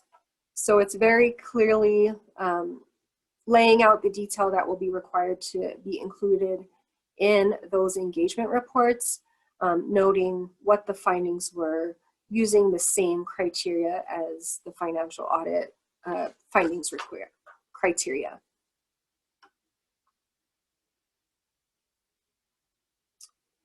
The next update, so we're on to Section 16. We are almost done with our updates. And very soon we'll turn it over to our Financial Audit Director, Lynette Kennard, to go over some vital process updates as well. So this update to Section 16, which is our tier system of engagements, tiers 1 through 6, those that are under $500,000 in revenue each year. This update is cleaning up a couple of things I think, left over from last year, I'll say. The first of which is striking language that referred to the cost of the AUP and requiring an exit conference. So we struck that language altogether, noting that regardless of the cost of an engagement, the exit conference is a critical step in this process. So there is no dollar amount threshold any longer. And the great news about that is I'm certain everyone on this virtual presentation today is familiar with and able to do virtual or telephonic presentations. So this really helped accommodate some of the cost concerns that were held previously about an exit conference for a very small dollar amount. These can now be done virtually in a virtual setting. So I think very low cost to little cost, and sometimes no cost at all. And then we've added the language, of course, along the lines of that topic, to allow for a virtual setting to occur without the permission of our office, as long as the IP and the entity agree on the specific forum. So either teleconference or virtual conference, or when conditions are appropriate, of course, potentially a in-person exit conference. So those are important updates to that section. This is a really simple cleanup item. We had the terminology audit in the section, should have been AUP for agreed upon procedures. So we swapped that out and made sure it says AUP now. The next update, this is removing, we had a requirement in Section 16 to include electronic Excel version of the findings form. We don't utilize that data for our annual culmination of the findings data and ultimately the report. So we removed the requirement from the AUP section. And so one item I'd like to cover before I turn it over to Ms. Kennard is a slide. If you'll forgive me, I missed the slide, but I didn't want to miss the topic. Another change we were able to do because of the timing, was to go through and update any use of the acronym for the comprehensive annual financial report. We've replaced all use of the acronym and just spelled out the word. I know that other, oversight bodies that utilize that acronym are making similar changes. GASB introduced a proposed statement to really go through it and swap out this terminology as well. And reading directly from their guidance, what they have done is just change the lineup of the wording really. So their changes include in the proposed GASB update or pronouncement update, they're going to go with annual comprehensive financial report. And I remember one of Mr. David Bean's last presentations, he noted it would be referred to as the ACFR. So that will be their new use of that acronym is the ACFR. And I understand that our state DFA has issued guidance and reference for how they'll be handling the treatment of that former acronym as well. So you certainly reach out to them if you have any questions, but note that we did make that update throughout our audit rule as well. And with that, I am going to hand it over to Miss Lynette Kennard. Please take note of her important report review and release updates, and thank you for being with me today. Wow, thank you. What a fantastic introduction, and I really appreciate it. Excellent work, Deputy State Auditor Cordova, for presenting those audit rule updates so concisely. So I'm excited to spend some time today discussing the report review and release process. A quick spoiler alert, we're going to take a quick break after this, so please try and hang in there for a bit longer. We have about a year experience releasing reports in the OSA Connect system and have updated various processes. So we wanted to share this information with you all, and what better time to do it than the annual audit rule training. Our enhancements in OSA Connect went live in March 2020. Listed here are key changes to the report release process from a stakeholder perspective. First, please note that an executed contract is required to upload the final report. We have OSA report reviewers verifying executed contracts when they start to review a report. If an executed contract is not completed, OSA will reach out to hopefully limit delays in the final report review and release process. Another update to OSA Connect is uploading the final report in OSA Connect. This helps with streamlining the final report review process and automating posting to our website. Previously, we had to upload files to our website, and now we can post reports with the click of a button. Now, my favorite update to OSA Connect is release letters are generated in OSA Connect and can be accessed by both the IPA and the entity after release. Now, I realize we had a lot of trouble with implementing the release letter process. During the implementation, we had to work closely with our developers and make sure that processes were working appropriately and troubleshoot any problems. So I want to thank everyone for your patience during that process. I'd also like to thank all our stakeholders for your feedback during this process for functionalities that were not working properly. Now, implementing release letters in OSA Connect was not easy, but I know that most things are not easy if they're worthwhile, but the benefits are huge. We'll be discussing some specifics related to release letters in a few slides. Lastly, please note reports contracted after March 2020 are public record at the website listed here. As Deputy State Auditor Cordova pointed out, this is a different search engine than our old report search. Now I'm going to add a few layers to this audit report search feature. For most entities, 2020 reports are posted under our new audit report search. Please note this is a contracted date, not a fiscal year end date. So if an entity contracted late, they may have a 2019 report or prior under the new report search. Did you notice how I qualified this with most? There are a handful of reports that were released under our manual process as we were experiencing technical difficulties in OSA Connect. Did I lose anyone yet? I know it gets confusing when you're looking for reports. I get confused as well. I wanted to provide you all with this information on the old and new search feature. However, we're currently working with our developer to consolidate this all into one centralized location. So please don't stress if you didn't quite follow all the specifics. Now, related to final reports, we have a few items we wanted to note. Reports are included in a contract for another entity may not be able to upload a final report in OSA Connect. Typically, these entities are component units for a primary government.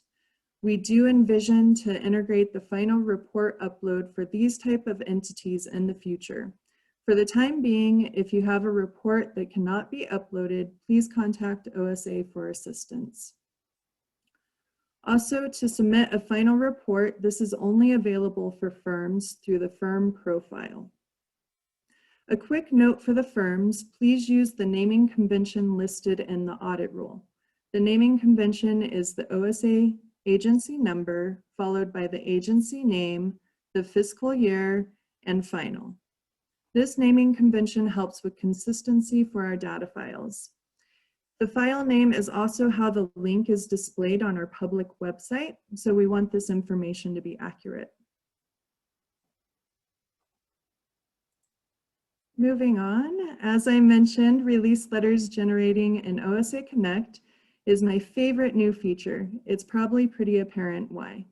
It's because we used to manually generate a release letter for each release report.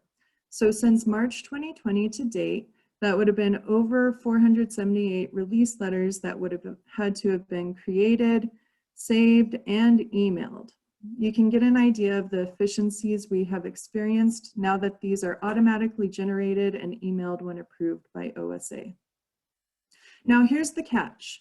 A release letter will only generate if an agency head or agency contact is selected in OSA Connect. And just to clarify a bit, there's an agency contact and an agency contract contact. Here we're referring to an agency contact. So the reason a release letter does not generate without an agency head or agency contact selected in OSA Connect is because the system does not know whom to address the release letter to if this information is not selected. So it's very important that the entity check your profile to help avoid this issue. OSA reviewers do try to update this information when necessary, but we greatly appreciate your assistance in this process.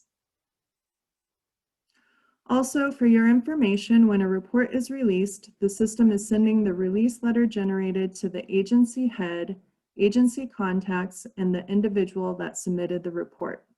However, the release letter is available for viewing and printing after release for both the IPA and the entity in OSA Connect. All right, so we've talked about the new and the old search feature on our website. Part of the predicament for the new report release process is that it currently does not provide functionality for reports to be logged as received. So for the time being, reports are being logged in as received under the old report search. This allows entities and IPAs to verify the status of your report. So please remember to check our website after you submit a report to ensure we received it so we can follow up on any technical difficulties or errors timely. Also remember that audit reports contracted after March 2020 that are public record can be accessed through our new audit report search 2020. In OSA Connect, the agency profile, we added 4 contact options. They are the agency head, agency contact, agency contract contact, and the OK to print. For those of you that may not be familiar with the audit process, The OK to print communication is the document we send to the entity and IPA after OSA reviews a report. So we had noticed that many contracts listed the procurement officer as the agency contact in the contract. That makes sense for the contract.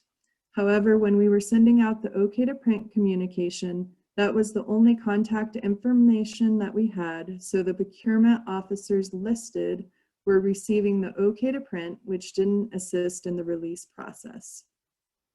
So we added these different contacts in OSA Connect to make sure that we get the right information to the right folks.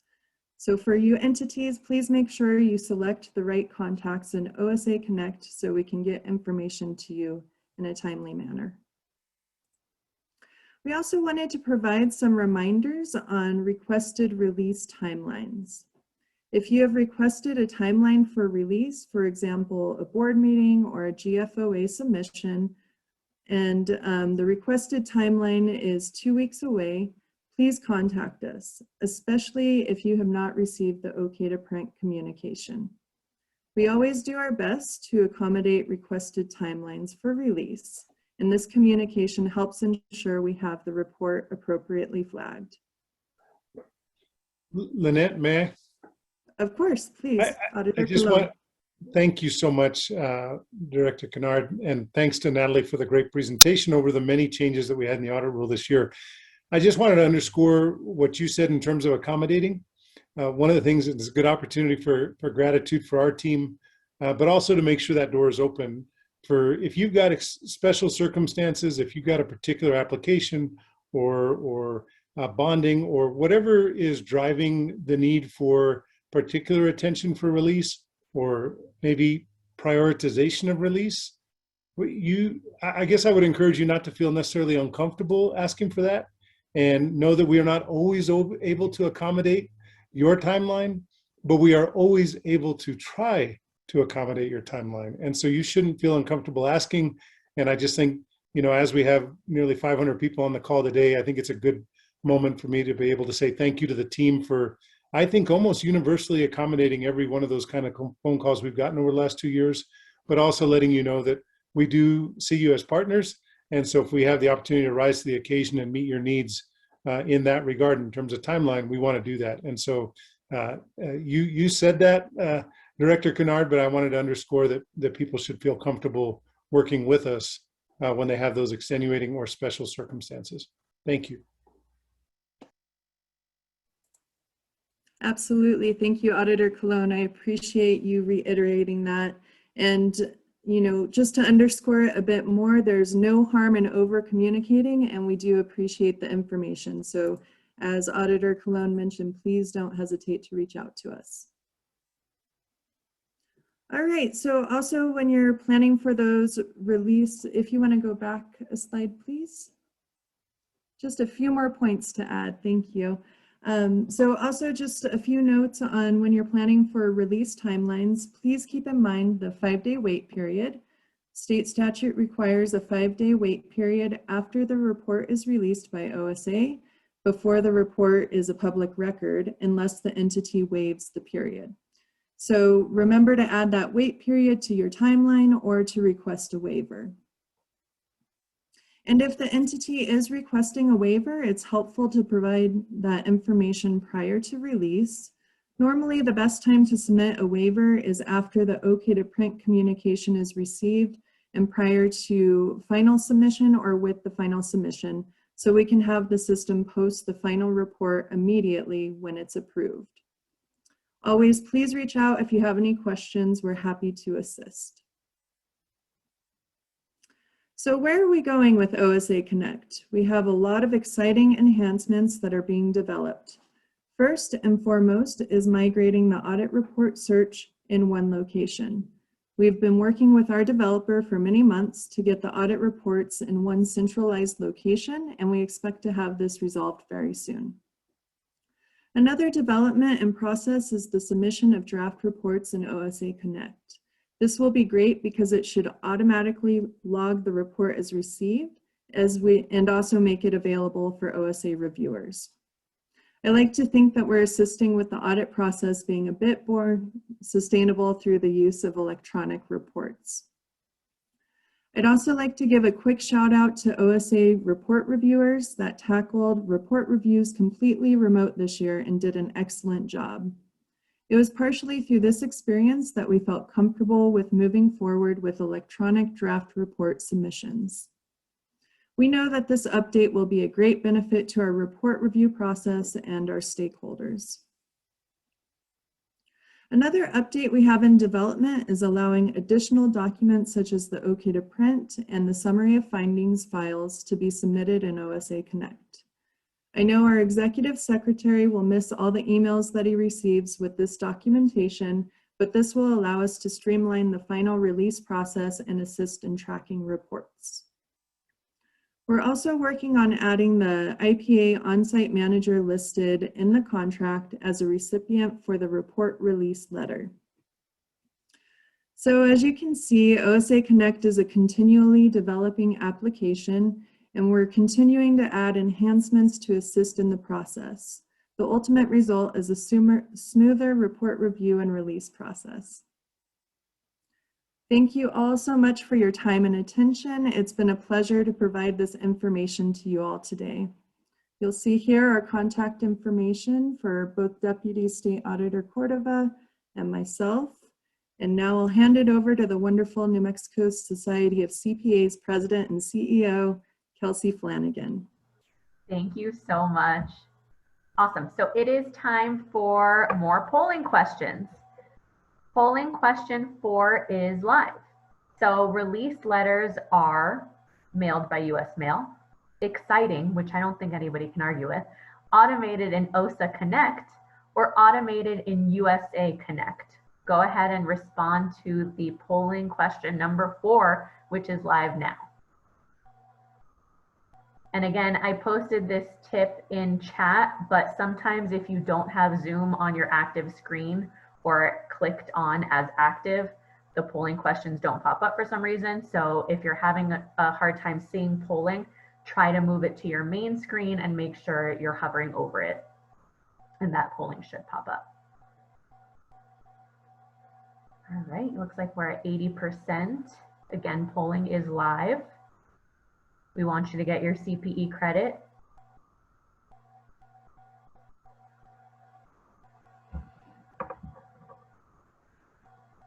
Give you a couple more seconds here.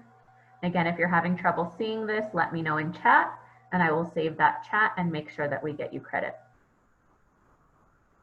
So the answer is automated in OSA Connect, which most of you answered correctly. All right, polling question number 5 is live. What is the state bird of New Mexico? The Montezuma quail, the red-tailed hawk, the roadrunner, or the hummingbird? Please submit your answer to polling question number 5 now.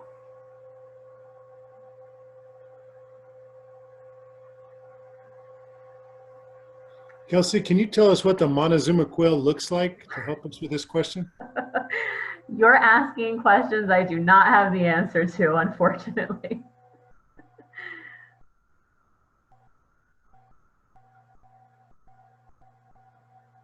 So I just got a question in chat. If you are a dial-in only individual, you cannot answer polls and I cannot give you credit. But if you're logged in listening on a phone, but also viewing on the computer, and you're able to answer the polling questions, and you're actively answering the polling questions, and we are recording that, we will be able to give you CPE credit.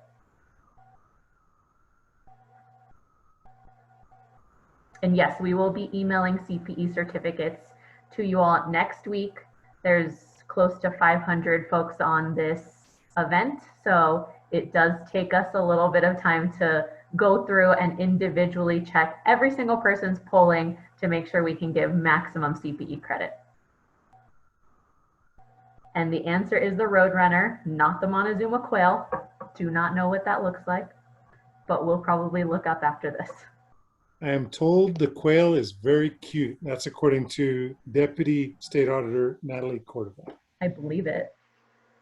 Polling question number 6 is live. There is a new search button for newer reports. True or false? As folks answer that question, I want to underscore my gratitude to the New Mexico Society of CPAs and to Kelsey and Hope for facilitating what has been so far today seamless in terms of the virtual presentation and last week's presentation that went off without a hitch. We're really, really grateful for the partnership. Thank you, Kelsey. Absolutely. We are happy to help in whatever capacity we can. I'm looking at the Q&A while I allow the polling percentage to go up.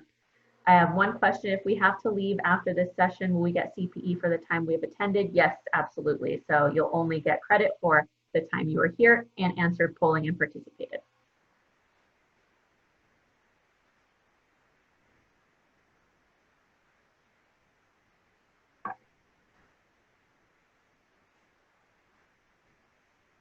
And the answer is true, which most of you got. And with that, I'm going to turn it over to Frank to make an announcement before our 10-minute break. Thank you so much. We appreciate that. Hopefully you got all your polling questions in. It's going to be, of course, like I said, my favorite time for a quick break. But we certainly want to mention too, before you go on break, that there is a wonderful opportunity for you all to join the 2021 Government Finance Experts Virtual Conference. So that's coming up Tuesday, May 4th through Thursday, May 6th. Come and spend some time with us, earn some more CPE credit. And certainly we all need it, right? So definitely join us for the virtual event. And thank you so much. We did also put that in the chat, in the link for the chat. So if you want to know more information about it, you can use the link. You can go to our website, and you can certainly go to the New Mexico Society of CPAs website for more details and to get registered. So we love our partnerships with them. We want to thank you. I just wanted to mention that my favorite new acronym, it used to be GFOA. Now it's ECECD. I even had trouble saying it at first, but I love that new acronym. So thank you. So just a little fun fact for you. So please enjoy your break. We'll take a quick 10-minute break. Thank you so much and enjoy.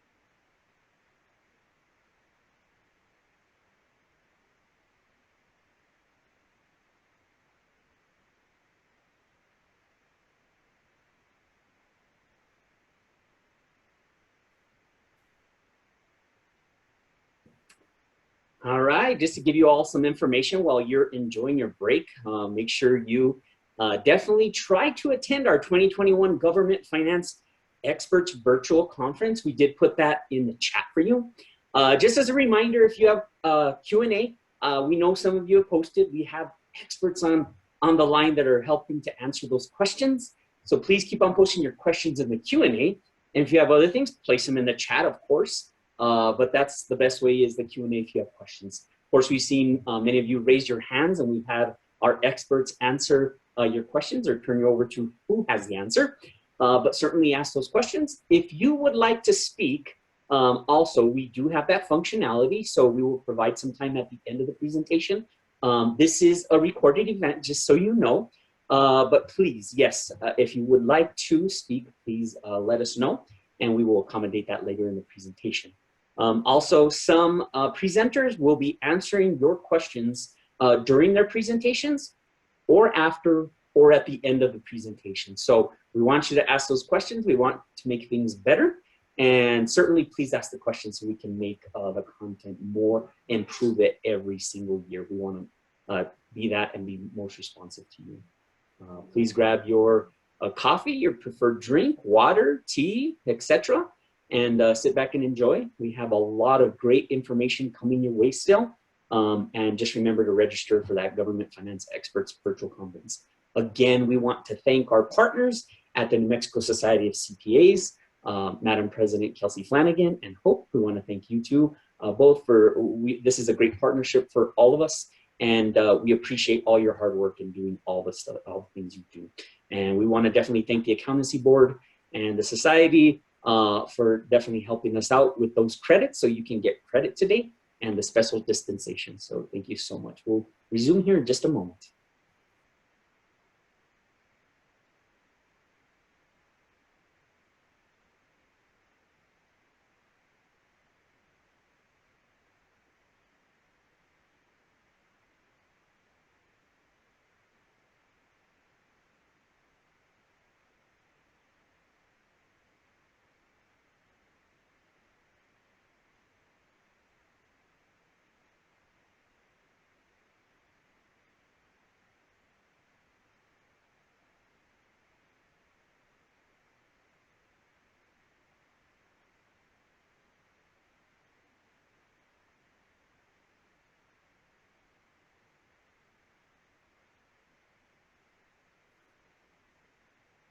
So a couple other reminders to make note. Please also answer your polling questions. We want to make sure that you do answer them. You know, the right answers is always helpful, but it's not required to get the answer right. Also, your evaluation forms. You will get a Survey Monkey for your evaluation forms. Please fill that out. We want to make the content better for you, the presentations better. So your candor is wonderfully accepted, and we do want to hear from you. So please fill out those evaluations, send them in to us. Once you receive the email, you will receive a Survey Monkey with the email. All right, so a couple other things. Your CPE certificates will be mailed the following week. There are a lot, as Madam President Kelsey Flanagan said, that they go through, and they're checking everything by the numbers and making sure all the I's are dotted and the T's are crossed. So that'll be the following week. And we will get started here in just a moment.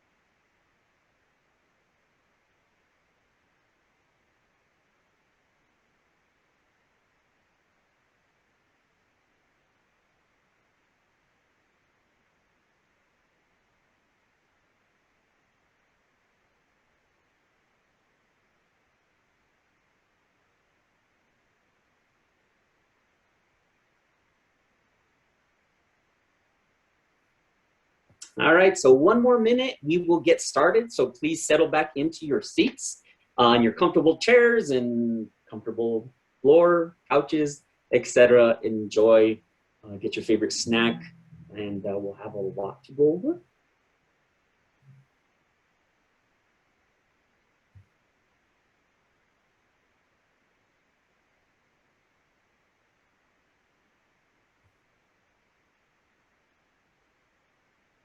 All right.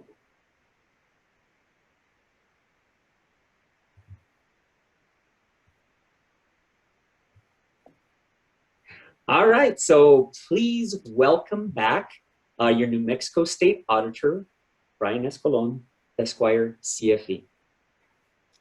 Thank you very much, Frank. I appreciate you so much, and great job on the interim announcements. I want to take this moment to wish everybody a happy Earth Day 2021. Earth Day has been taking place since 1970, the year of my birth. And this year, OSA has done its part, whether by design or need.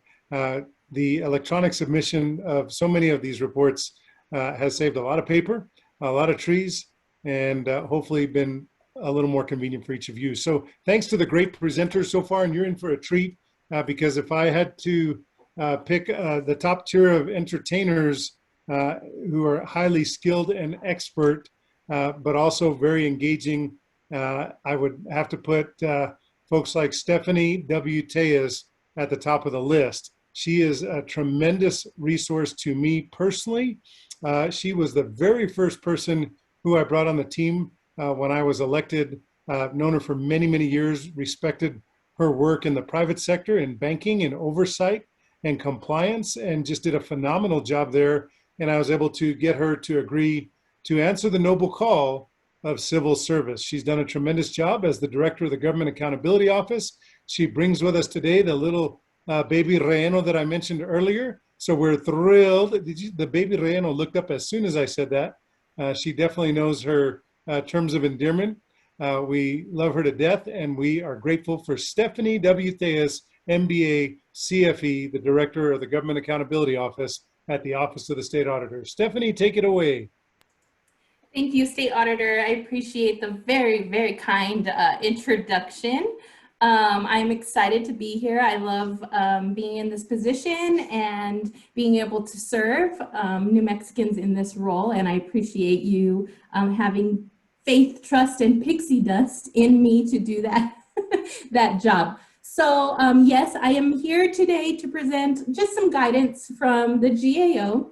My daughter is joining us. She is decided that government accountability is much more fascinating than taking a morning nap. So she wants her CPE credits as well.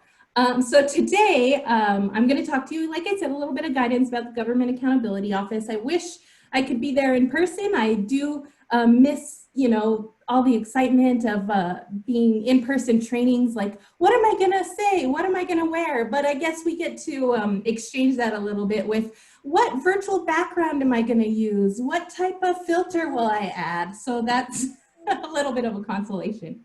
So thank you again. Again, the Government Accountability Office is a division under the OSA with a focus on bringing transparency and accountability to the agencies that, you know, expend and receive public funds. We really aim to bring all the important information that's buried in these audit reports, other financial reports, and making them accessible and understandable to the general public. Next slide, please. Specifically today, though, I'm going to give you some guidance on 3 things. The first one here is emergency procurement. So, pardon me, my cell phone is Excuse me, Director Tejas. Director Tejas, I'm Yep. just wondering why. You know, I know you put together the vast majority of these slides. I'm just wondering why none of my slides were this exciting with movement and motion. There is pretty cool. It is pretty cool, and I discovered it purely by accident, and I was like, oh wow, this is neat. I'm going to add this to these slides. So it was not a slight against you at all, State Auditor. It was definitely more of a, hey, cool, look at this new thing that I found. Consider that part of my evaluation form. I want to slide with movement next year in 2022. You got it. Right. Noted. Thank you. So with regard to emergency procurement, right? Last year, the GAO issued a risk advisory concerning emergency procurement. This was to alert government agencies in the state of New Mexico of risks related to those emergency procurements. The objective of this advisory was to provide governmental agencies and entities with guidance and best practices to combat any sort of risks that are associated with the emergency procurement. So we know that COVID led to extreme economic destabilization, I mean worldwide, right? It's negatively impacted governments at all levels. It's an unprecedented pandemic, and it provided a lot of ample opportunities for fraudsters to escalated risks for your organization. So that disruption in demand and supply chains for goods, services, basically anything the state needs to ensure the health and safety of New Mexicans were limited. And so it may require expedited action by the state for timely procurement of those resources. Now, this slide that is up now is just kind of 4 items, but we're going to go over 8 total. The OSA and the LFC together compiled 8 recommendations for New Mexico's governmental entities to follow, again, in that effort to reduce the risk associated with those procurements. So emergency procurement is a tool in the procurement process. It allows for flexibility by governmental entities in purchasing, but purchases made utilizing emergency procurement process present really elevated risks, especially in times of crisis. So the potential for waste, fraud, and abuse related to emergency procurement of goods and services in response specifically to COVID-19, it's really a major concern. So the next slide goes over another 4 of those recommendations. And I just want to remind you, transparency and accountability for any emergency procurement is a top priority to mitigate the elevated risks to the greatest degree possible. And so again, to assist agencies to lessen those risks, we strongly advise purchasing officers to exercise the increased caution when utilizing this emergency procurement process. So one important reminder to share, in accordance with the procurement code, agencies executing emergency procurements are to employ a competitive process to the greatest extent possible and to use due diligence in determining basis for procurement and selection of a vendor. And so while emergency procurements are exempt from the requirements of the state purchasing agent, they are not exempt from the procurement code.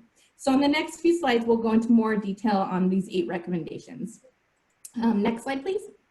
Here we go. So utilizing price agreements, seeking guidance from experts, and applying scrutiny to these large purchases.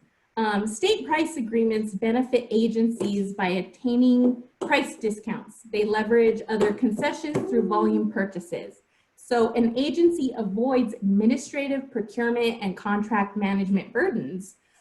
State purchasing and GSD manages these processes for certain products and services to leverage the state's buying power and really to reduce the need for multiple agencies to conduct solicitations. And it establishes and manages individual contracts. State price agreement program effectively and efficiently leverages the state's buying power to lower those acquisition costs from your agencies, and it strengthens terms and conditions. Next slide, please. So you want to prevent price gouging, shop around, negotiate with your vendors, and investigate unknown vendors.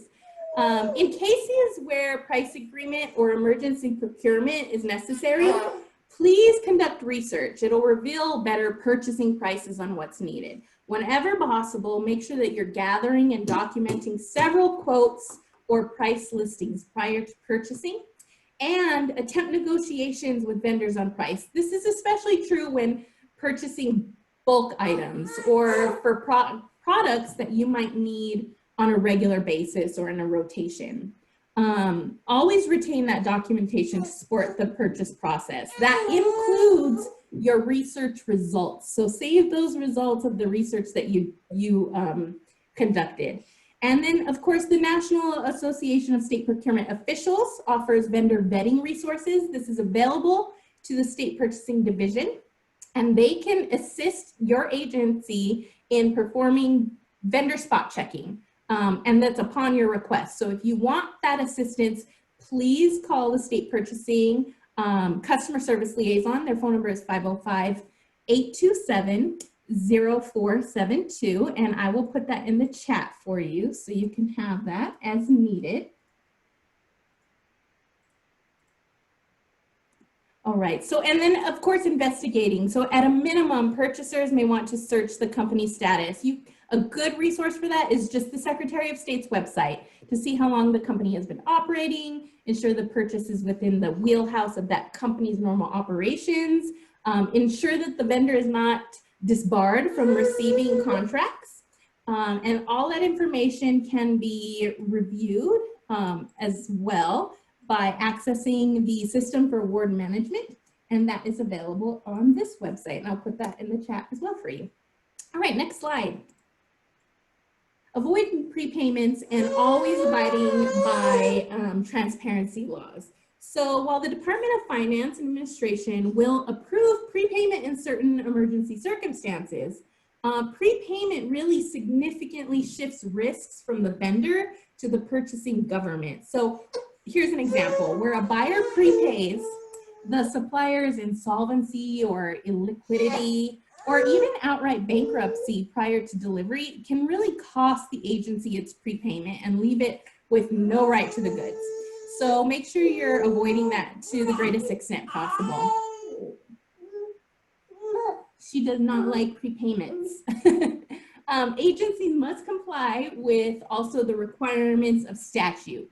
You must post information about any emergency procurements on the State Purchasing Division's website and forward that information to the LFC. For guidance on what you should be looking at, the statute, I will post it in the chat. This will provide you all the information that the public record should contain. Information such as contractor's name, the amount and term of the contract, justification of the procurement method, among other things. Next slide.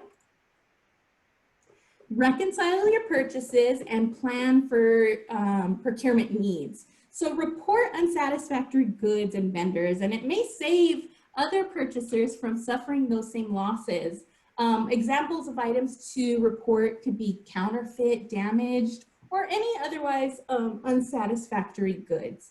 And you want to report that to both the State Purchasing Division and our office here at the State Auditor. Plan for procurement needs. The act of procurement really is management and planning. So consider developing a procurement management plan as part of your agency's internal controls.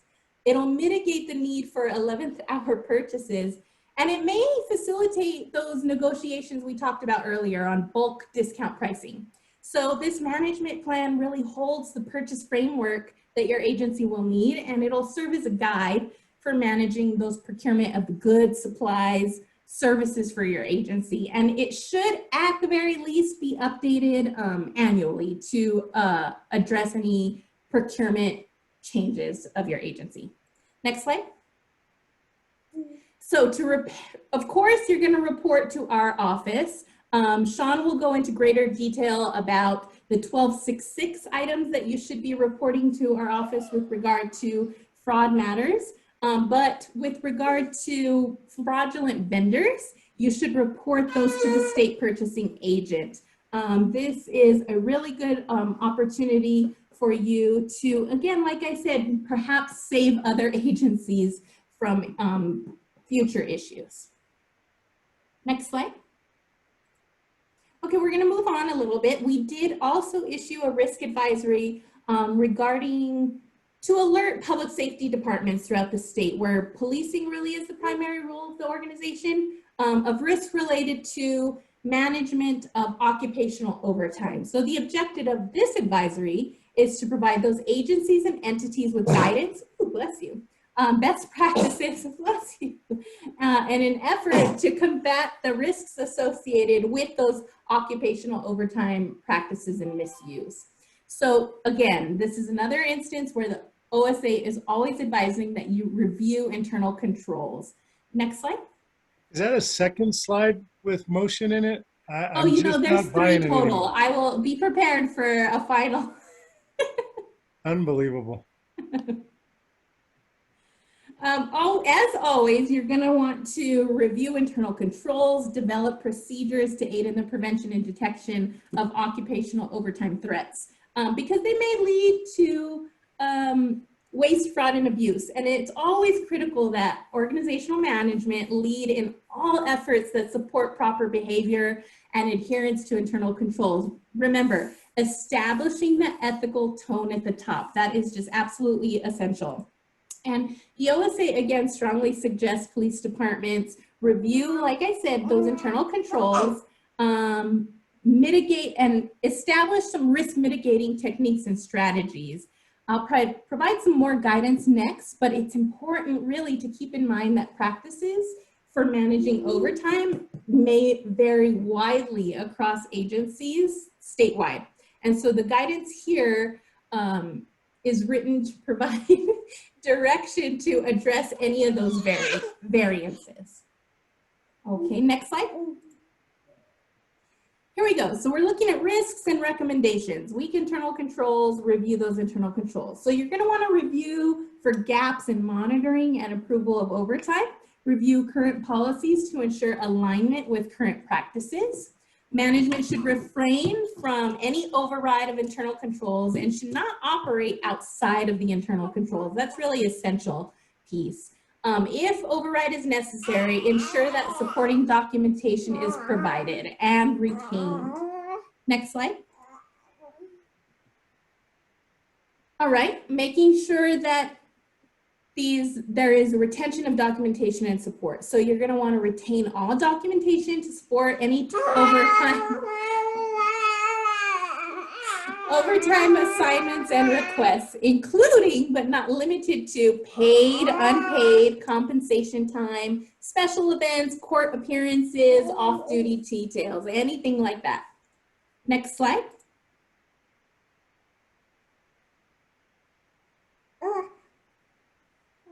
Big one here is an example: segregation of duties, appropriate access to overtime management software must be implemented. So you're going to want to limit manual processing to the greatest extent possible of any overtime control procedures.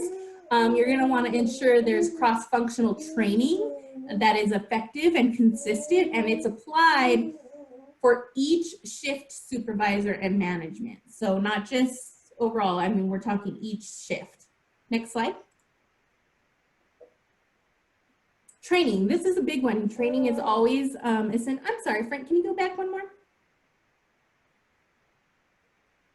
Here we go, training.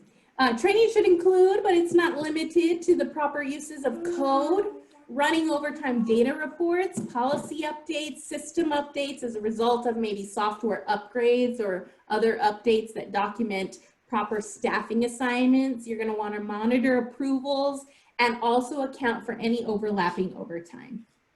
All right, next one. Here we go, local government travel expenditures, your third moving slide, Brian, there you go. Risk advisory, again, this one was to alert state and local governments and school districts throughout the state of risks related to the management of travel expenditures. So the objective of this advisory is to provide these agencies and entities with guidance, again, best practices to combat risks associated with travel practices and potential misuse. So the OSA advises reviewing, as always, those existing internal controls and strengthening or developing new procedures where needed to aid in the prevention and the detection of travel-related expenditures. This applies to employees and officials, elected or appointed, that may lead to travel risks that can lead to waste, fraud, and abuse. Next slide. Internal controls, this is the overlapping theme, right? Always, always internal controls. There is always a need for proper review of policies and procedures concerning the management of travel-related expenditures. It really is essential for local governments to protect against waste, fraud, and abuse. The transparency in the expenditure of public funds really promotes that accountability, the responsible spending, and it's just absolutely critical for local governments to regularly examine those internal controls concerning expenditure of funds. And while all public servants have a responsibility to ensure those fiduciary duties are practiced and maintained, officials, both elected and appointed, arguably have a deeper obligation to those duties. Governance is a big one to reduce the risk of opportunities for improper or potentially fraudulent use of travel-related expenditures. You're going to have diligent oversight. Diligent oversight is absolutely essential. Responsibility and oversight lies with management and those charged with governments. I'm going to say that again. Responsibility and oversight lies with management and those charged with governance. They must ensure those policies and procedures are developed in the form of effective internal controls. This is always, of course, to protect taxpayer funds. There is a shared responsibility, however, and it's essential that the individual traveler understand those internal controls as well. But again, management has the responsibility, with the support of governments, to communicate to employees and officials what those internal controls are. Just careful due diligence must be exercised when incurring these expenses. Now, why is that important? Next slide. Well, it's important because travelers may be personally responsible for any non-verifiable expenditures. So guidelines that include descriptions of what expenses require prior authorization for travel for reimbursement should be approved and should be detailed. The details should include a list of standard reimbursable expenses. So those standard reimbursable expenses: mileage allowances, meals or per diem meal allowances, hotel accommodations, any sort of rental cars or rideshare expenses.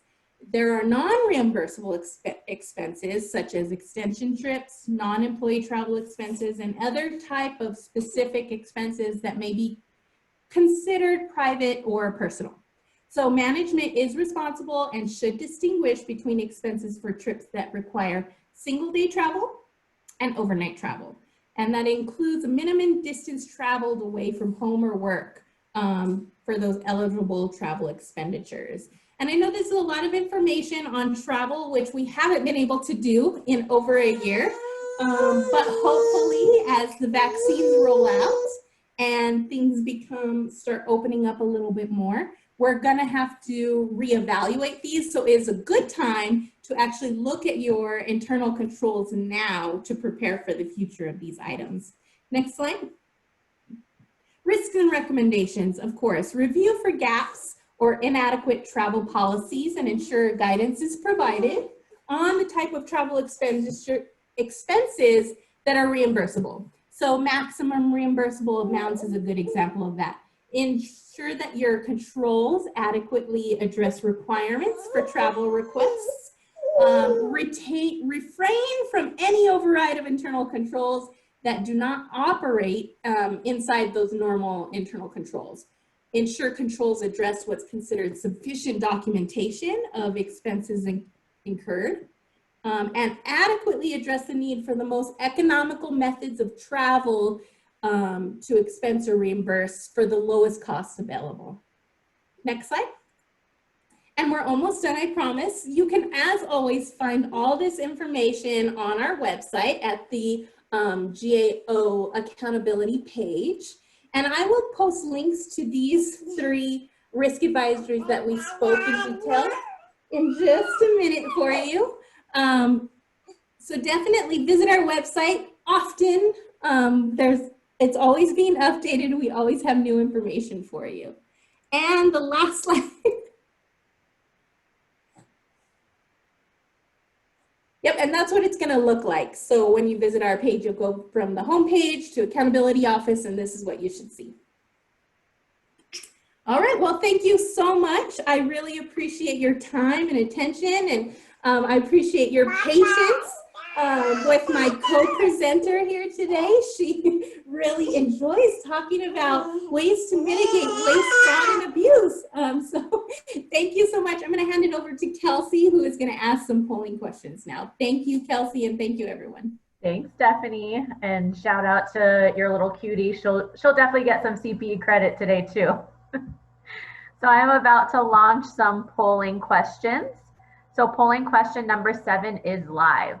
How many recommendations were provided to governmental entities to help reduce the risk associated with emergency procurements? Was it 8, 12, 6, or 4? Go ahead and answer now so that we can give you CPE credit.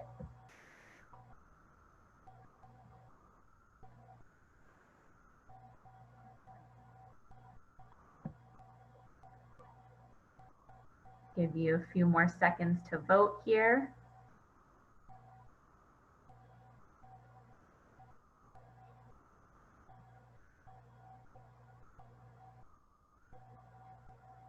All right, we're close to 80%. If you have not submitted your response to the polling question, please do so now so that we can give you CPE credit.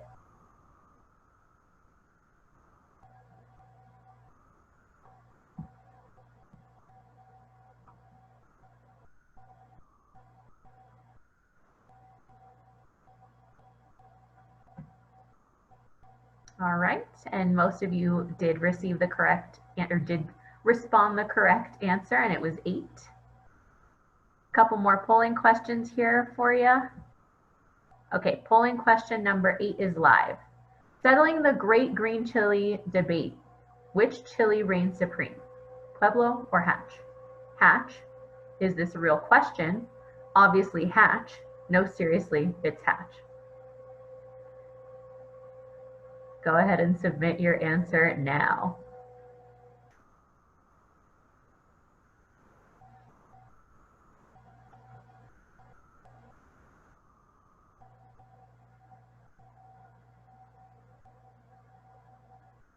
And again, if you're having any issues, technical difficulties, please notify me in chat and we will make a note of that.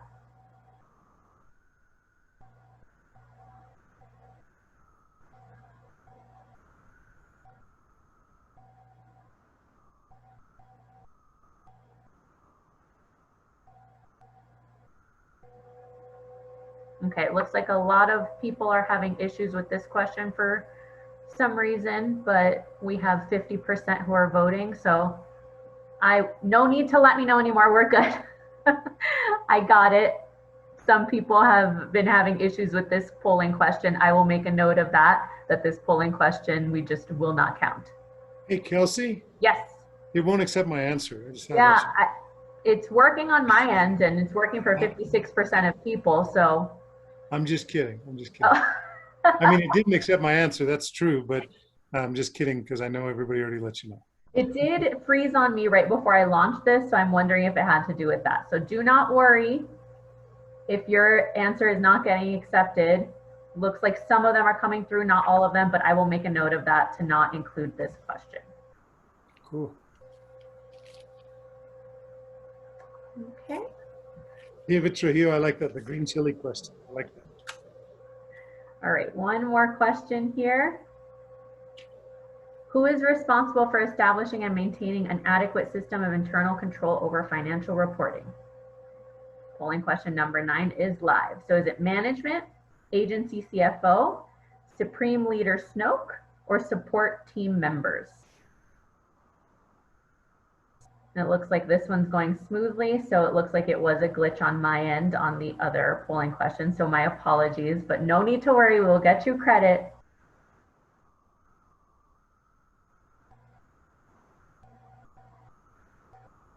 Great. Give you a few more seconds here to submit your answers.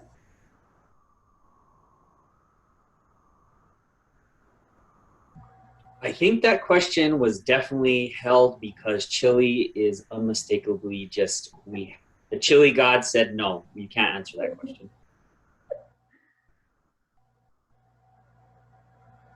All right, looks like we're at almost 80% voted.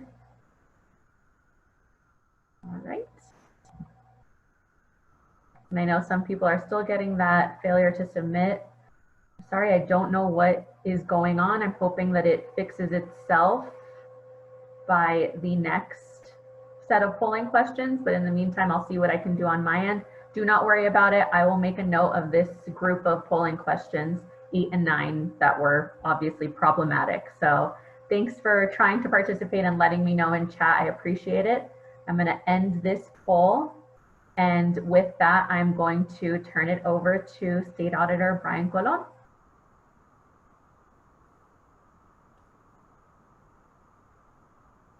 All right. Thank you very much, Madam President. We appreciate you, and thanks for getting that done.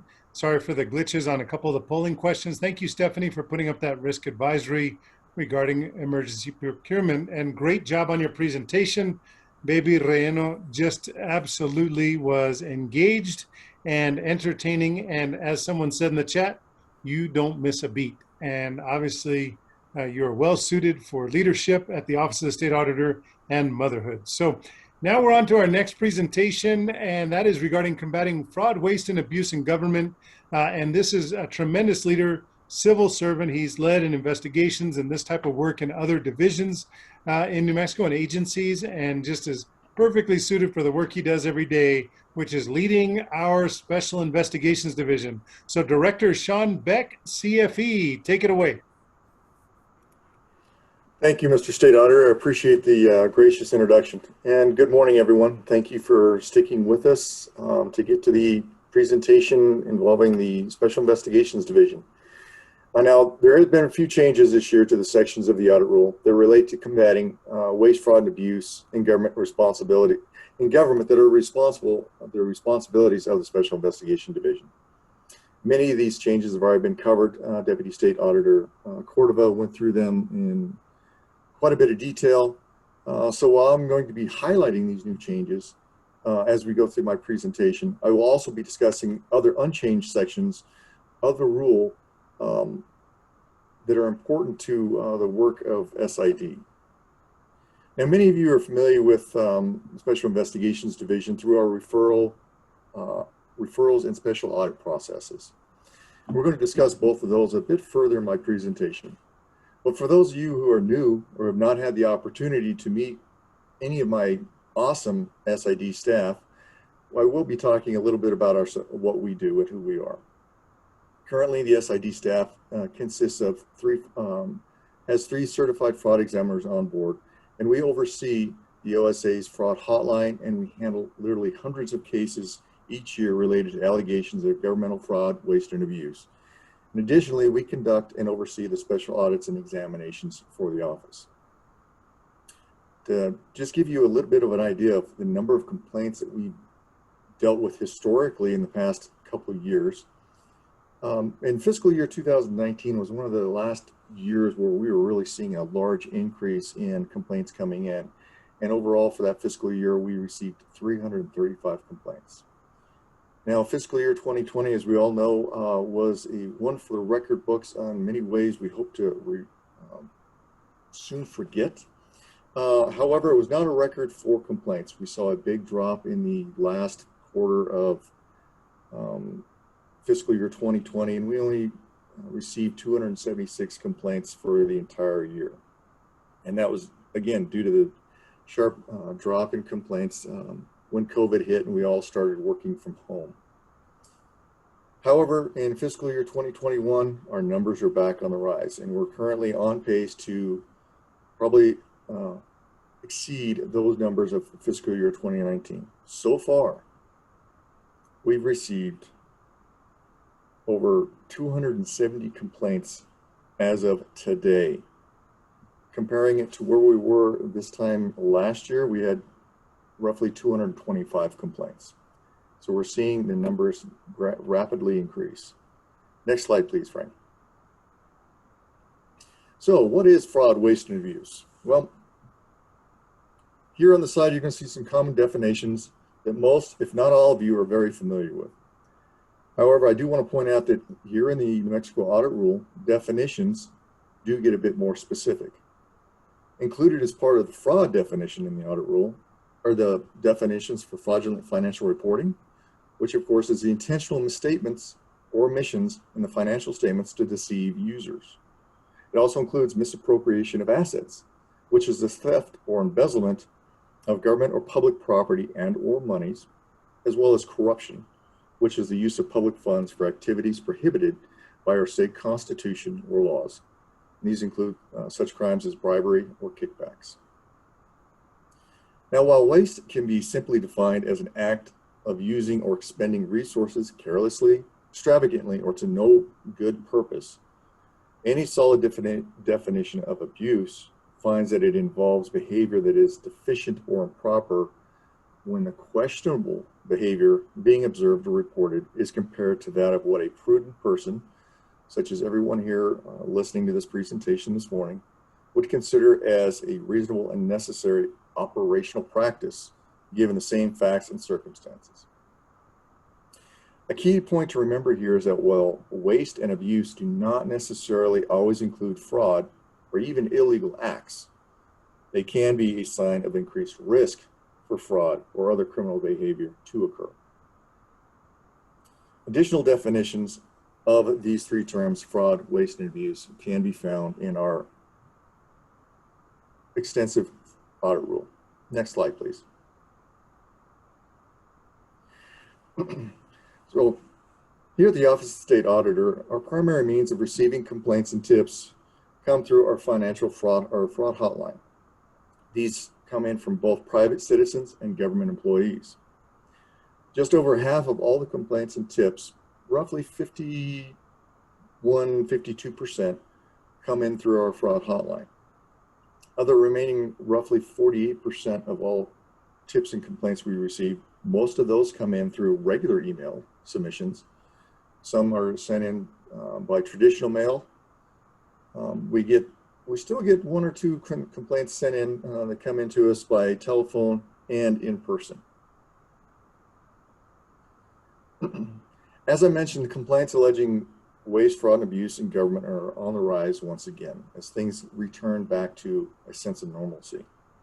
And looking just at the past year of COVID, I want to point out that while there was an initial drop in the number of reports and tips that we received due to the big change in how we all went to work and proceeded with our lives, the current trend is reflecting a strong increase in the number of complaints and tips being submitted.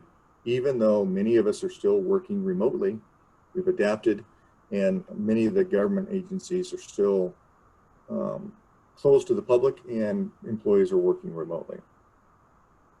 That being said, the number of tips and complaints being submitted is definitely poised not only to surpass the numbers we saw for FY20, but for FY19 as well. Just to give you an idea, in the past year of COVID, a little over a year, so mid-March of 2020 to April 1st is when I ran these numbers, we had received just under 300 complaints. Now, since the first of this month to today, we've received another 30 complaints. So right now we are definitely on path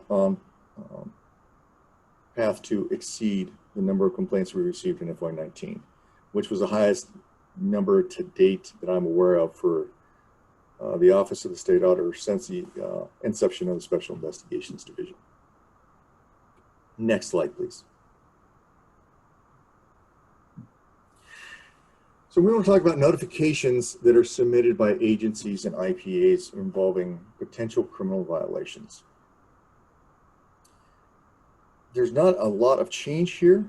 There's just a few wording changes, but it's a reminder that I want to cover this, that it's incumbent on agencies and IPAs to immediately notify the State Auditor's Office of potential criminal violations of New Mexico law involving their financial affairs. It's also important here to note that the rule clarifies that it's not incumbent on a government agency or an entity or even an IPA to determine if the incident is actually a criminal violation. Just the mere allegation on the part of the entity is all it takes. And that's a change we made last year. But I want to reiterate that is that if it's a suspected criminal violation, it needs to be reported to our office if it involves the financial affairs of the agency.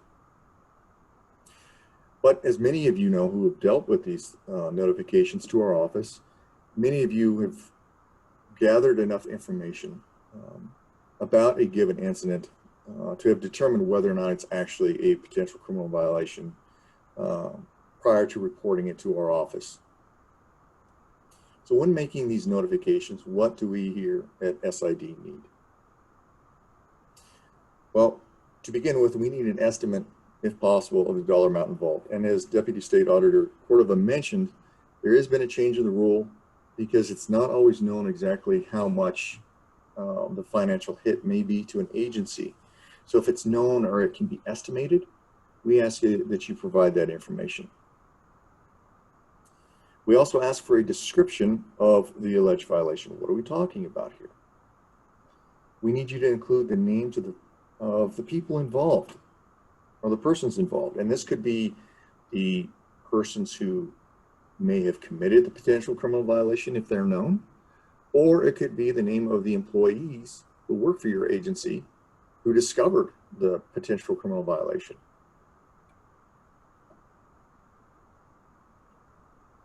And we also need to know what action you as an agency have taken in regard to this potential criminal violation that you've discovered, or any action that you're planning on taking. And finally, please let us know if you've notified your local law enforcement agency of this potential criminal violation.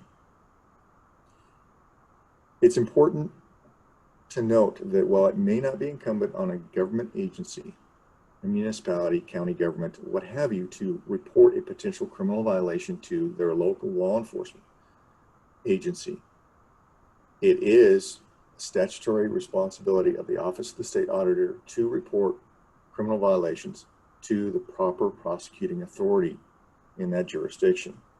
So the information we're asking for you to provide to us that I mentioned above, if you haven't made that report to law enforcement, we need that information so we can report that to law enforcement because they will conduct a criminal investigation. Simply put, it would really be helpful for us to know the who, the what, the when, the where, and the how of the potential violation. It's oftentimes that we won't know the why. Although sometimes you that do make these notifications to us may have enough information to have made a educated guess as to what the why is for the violation. So when we talk written notifications, what consists of a written notification? It's very simple. It can be a description of what I just talked about that's on agency letterhead signed by a representative of the agency, the chief financial officer, a member of leadership, or an elected official, if that's how the entity wishes to present it, or it can be simply submitted to us via email.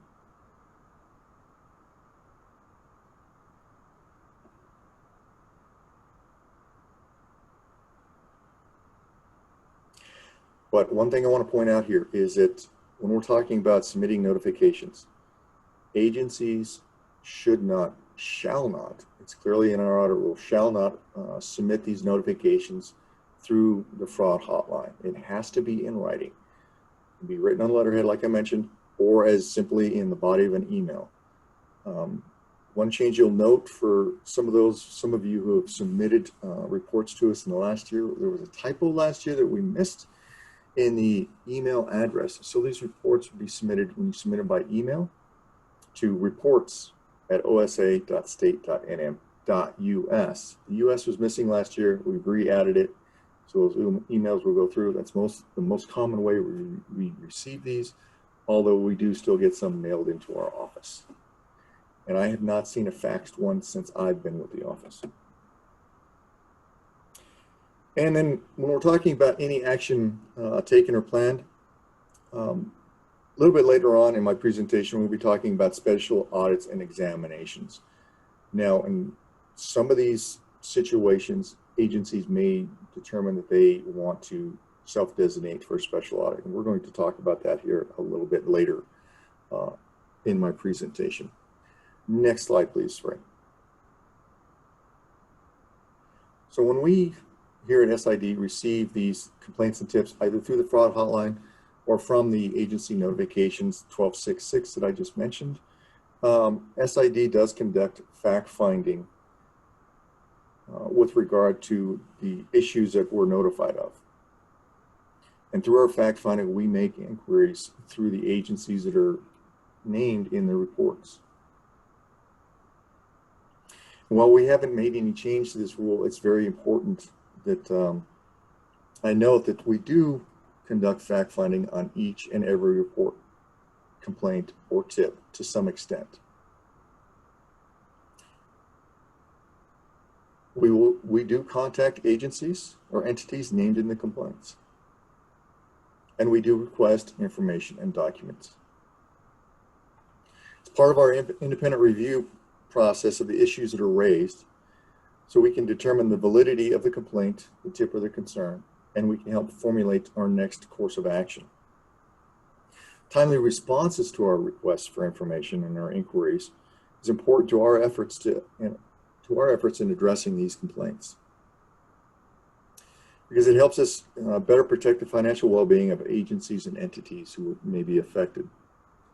Late responses to our inquiries and requests for information and failure to respond are referred to an agency's independent public accountant, where by rule, the IPAs shall test compliance with this requirement, and a report of non-compliance and report non-compliance as a finding in the annual audit report of that agency.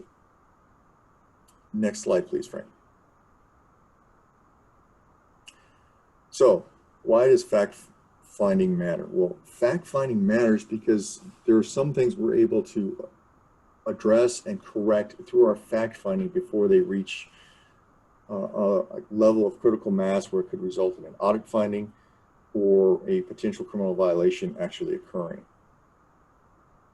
A good example is in the last 6 months or so, the Office of the State Auditor has received a number of potential complaints of fraud, waste, and abuse that concerned a planned payment of one-time employee bonuses or bonuses in lieu of pay increases. And these were the brainchild of elected leadership in various government agencies or entities throughout the state in a way to recognize and reward their employees during the time of COVID. However, these types of bonuses could very well violate the anti-donation clause of the state constitution. So once we received those complaints, we did our fact-finding, and we found that these potential violations were simply that, a result of elected officials who had good intentions, failed to either seek or heed the guidance of their financial professionals within their agencies. So the SID, working as a team with these agencies' professional financial staff, helped provide the guidance and with the agencies to help them achieve the goals that they set out to achieve without violating, potentially violating any laws or rules. Here on the screen, you'll notice that there's oversight agencies such as the Department of Finance Administration put out guidance every year and reiterate important guidelines that are sent out on a regular basis. So it's important that agencies check with their oversight agencies as well when they're planning some of these unique expenditures of funds to ensure that they don't become crosswise with state law or other rules. Next slide, please. So once we conduct our fact-finding, the OSA SID refers many of our concerns that we have to the independent auditors out in the field. And here under this rule, for OSA referrals and IPA responses to those referrals, there's only been some minor wording changes, but here again, it's important for us to review the rule together and to note that this process is a very critical component to our efforts in combating waste, fraud, and abuse in government here at the Office of the State Auditor. As many of you, if not all of you, know that you as IPAs working in the field are an extension of the Office of the State Auditor when you're performing audits and engagements of public entities here in New Mexico. IPAs in the field are the eyes and the ears of the Special Investigations Division on many cases. So referrals to IPAs from ASID are very important. They are also confidential, and they should not be normally shared or revealed to the agencies or entities that are being audited. Referrals are notifications of areas of risk identified as a result of SID fact-finding and are brought to the attention of the IPA to consider as part of their risk assessments in performing their audit engagements.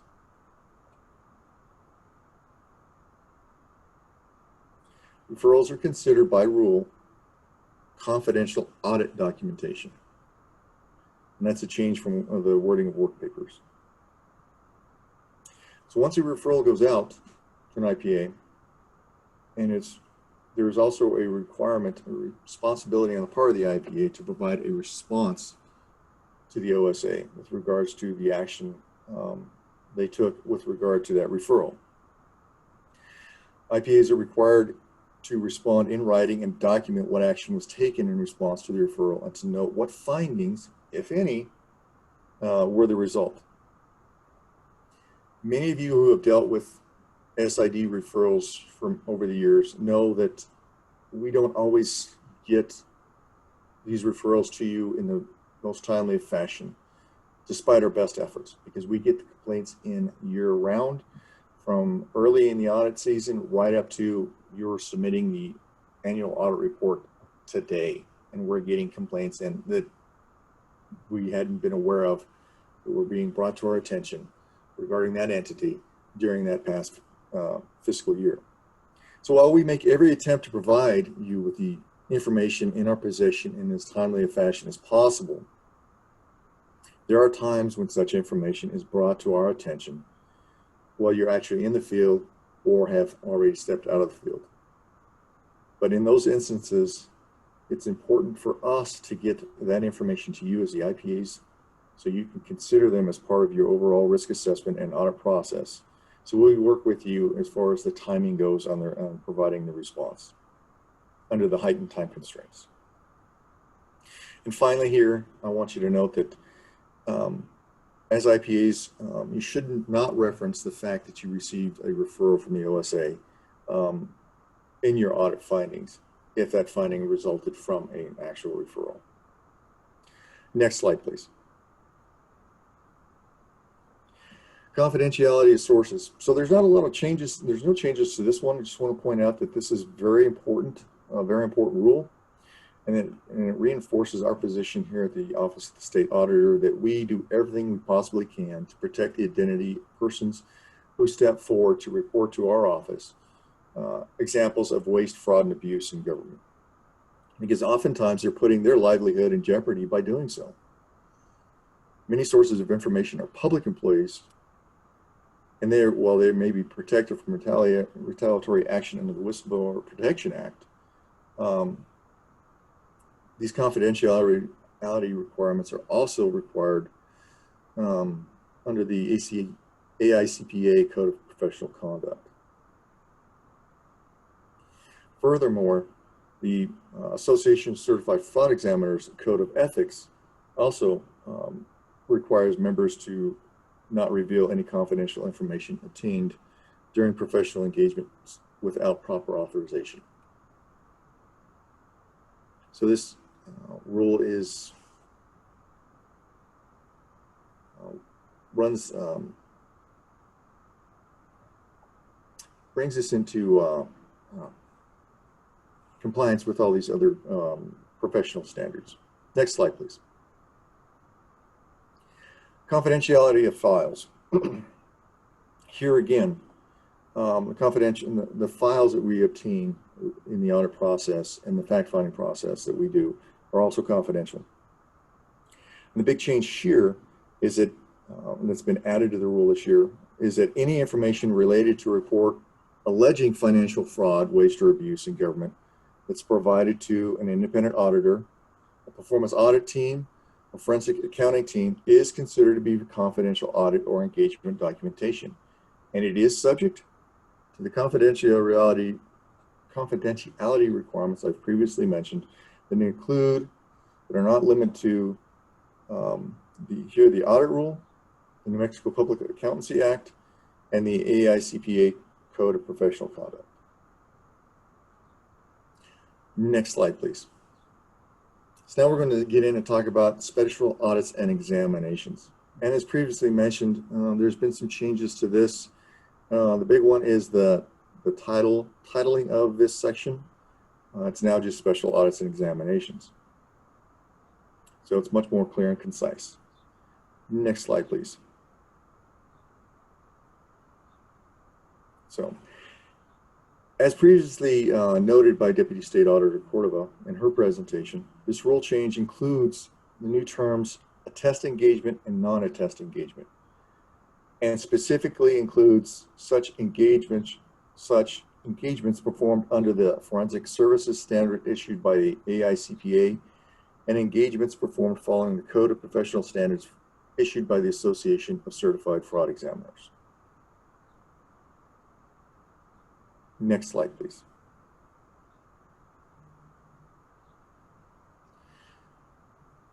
Special audits and examination in their process require contracts. Now, except for agencies who are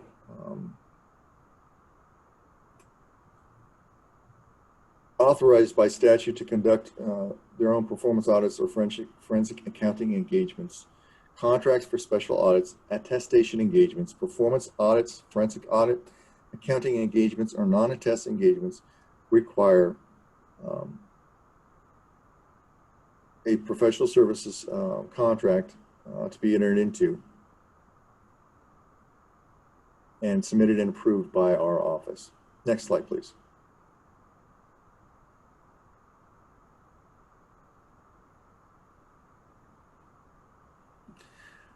Some agencies,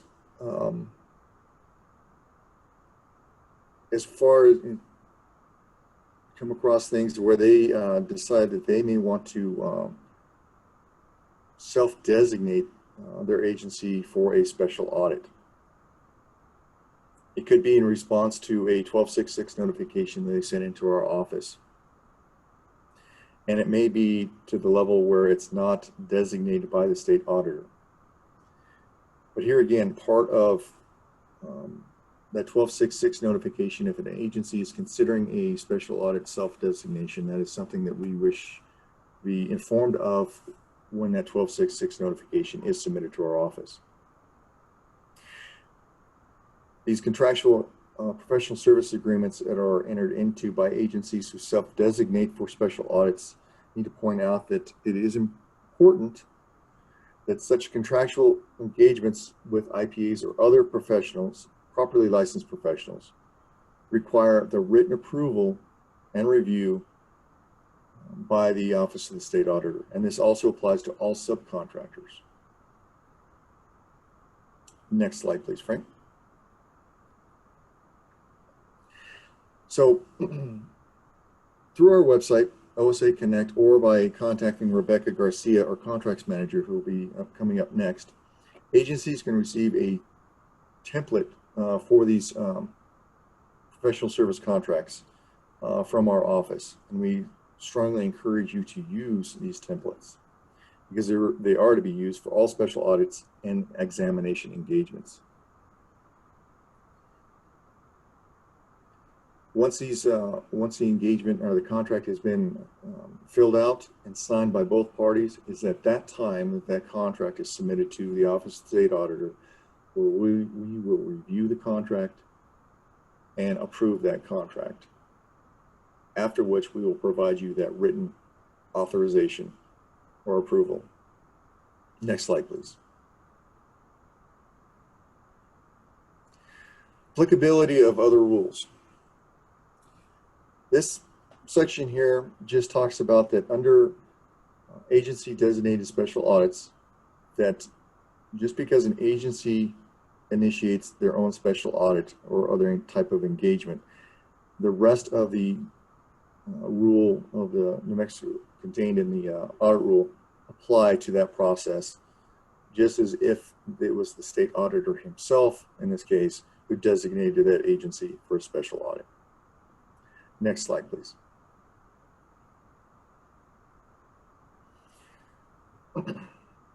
Here we have required reporting. And what has changed here is the addition of a subsection D for non-attest engagements. Audit and attest engagements still must comply with subsection L of section 10 of the audit rule. Non-attest engagements, which is a new defined term this year, must comply with the new subsection D of section 15 of the audit rule. Next slide, please, Frank.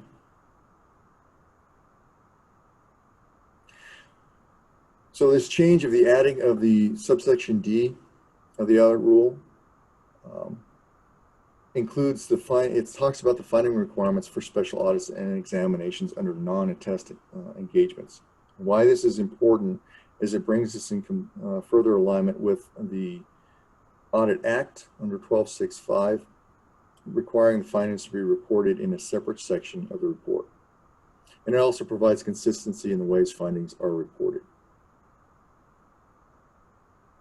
And here again, as mentioned previously, all findings referenced shall follow a consistent format, and the findings required by 1265 of the Audit Act need to be presented in a separate schedule of findings and placed at the end of the report.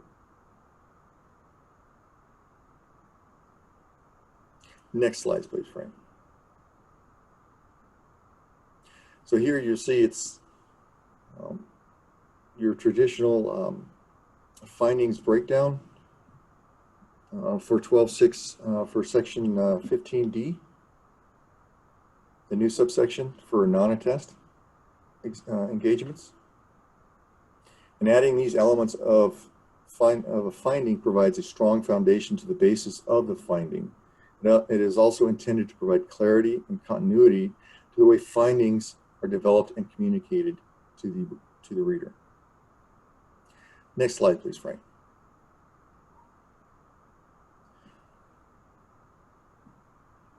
So once a special audit or engagement has been performed, it comes down to the report review. And as required by the Audit Act, state auditor reviews all special audits or related examination reports for compliance with the applicable standards, rules, and the related contract. In order to do this, the IPA performing the engagement or the other professional who performs the engagement is required to submit an electronic copy of the completed draft report for review. And those reviews are conducted by the Special Investigations Division. Next slide, please, Frank. And finally, once we've reviewed and approved the report is released publicly. Now here, I do want to point out one potential exemption or exception to that statement, is that some special audits and examinations may in fact result in the identification of potential criminal violations that hadn't necessarily been previously identified, and are then referred to law enforcement and to the jurisdictional district attorney for criminal investigation. In some instances of active criminal investigations, the State Auditor's Office will cooperate with the investigating law enforcement agency regarding any request to delay the public release of a special audit report to prevent the investigation from being compromised by that untimely release of the report.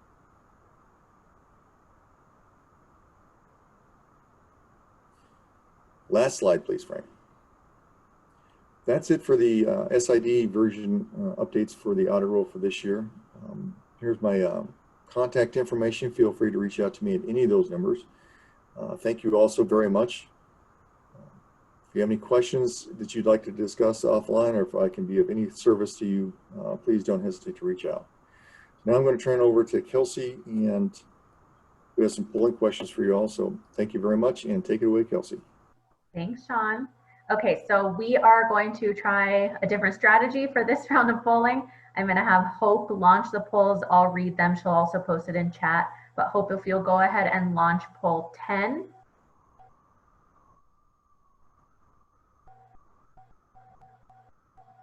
All right, and I see that's live.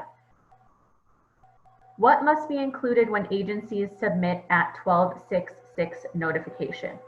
The notification to the OSA in writing, an estimate of the dollar amount involved, if known or estimable, a description of the alleged violation, including the names of persons involved, any action taken by the agency or planned to be taken, or all of the above.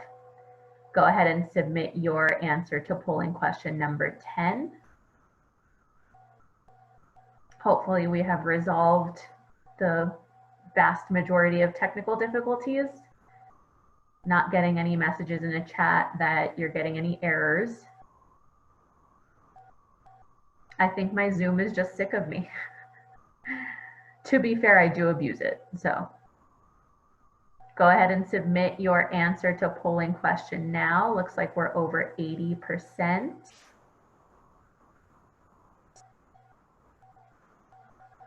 All right, I'm going to end the poll and I'll share the results, and the answer is all of the above. All right, Hope, if you'll launch polling number 11. All right, polling number 11 is live. The Albuquerque Isotopes are the AAA team for the Los Angeles Dodgers, San Diego Padres, Colorado Rockies, or the Boston Red Sox. Go ahead and submit your answer to the poll now.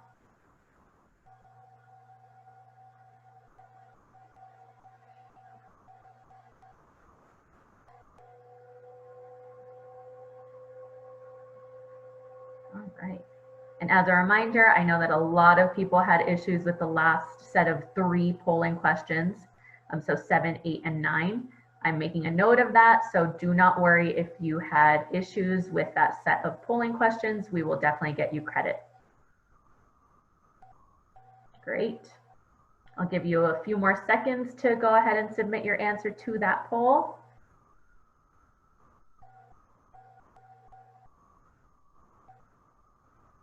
Wonderful. And the answer is the Colorado Rockies. Most of you got it right. Okay. Number 12, Hope, go ahead and launch that one for me. Greatly appreciate it. Thank you. All right, polling question number 12 is live.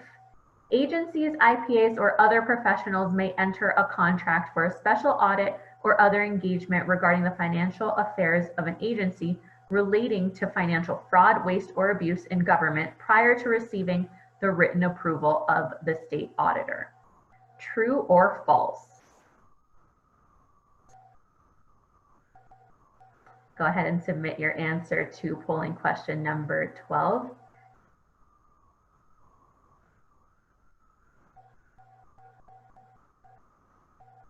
Looks like this set went a lot smoother than the last set. Again, my apologies, but glad that we're up and running and have a good system now.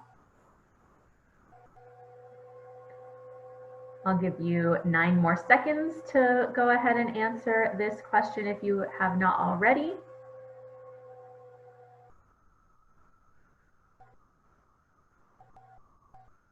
All right, and the answer is false.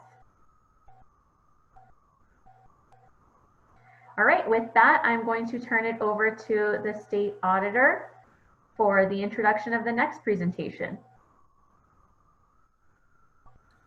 Thank you, Kelsey, and thank you, Molly, for that extra insight on our baseball landscape here in America with the Dodgers. Thank you so much. Hey, great presentation, Sean. Thank you very much. The work that you do at the Special Investigation Division of the Office of the State Auditor is critical to our mission and our community engagement in particular. I always say we're looking for needles in haystacks, and when we engage 2.1 million New Mexicans, they actually show us which bale of hay to look for. This is really important. This presentation by Rebecca Garcia is particularly important because this is a transition of this particular division. I mentioned it in my opening remarks. If you weren't present for that, it's important that you all know that the contract administrator, the contract manager, your connection with OSA Connect is going to be this incredible leader in our office, Rebecca Garcia. Many of you have become very comfortable and have enjoyed working with, as we all do, with Frank, but Frank is now our IT director, and Rebecca Garcia is moving forward in the contracts division. So Rebecca, we're thrilled to have you as a part of Team OSA and leadership, and we thank you for the presentation you're going to deliver right this second. Take it away, Rebecca. Hello, everyone. On this slide, you'll see that there's my email address. If you ever need to get in touch with me, have any questions or anything, you can always reach me on my email. Next slide, please. So this is going to be an overview of the contracting process. The contracting process begins when the potential firms submit a profile to the Office of the State Auditor. We review those profile submissions and either approve them or send them back for any corrections we may need or any additional information. Once the firm profiles are reviewed and approved, we develop a list of approved audit firms. We post that to our website for any agencies to look at or firms if they want to see the list as well. We also select certain audits that the Office of the State Auditor will perform. Within our staff will perform those audits. Then we look at the audit rule and we make any necessary corrections, updates, anything that needs to be changed in the audit rule for the new year. And then we schedule these audit rule trainings that you're attending today. We update any financial compliance and audit contracts.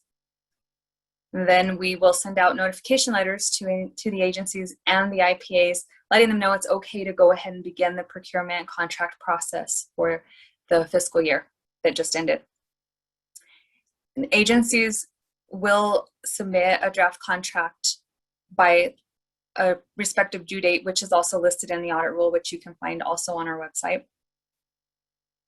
And next step would be the IPAs will conduct a financial audit of the agency.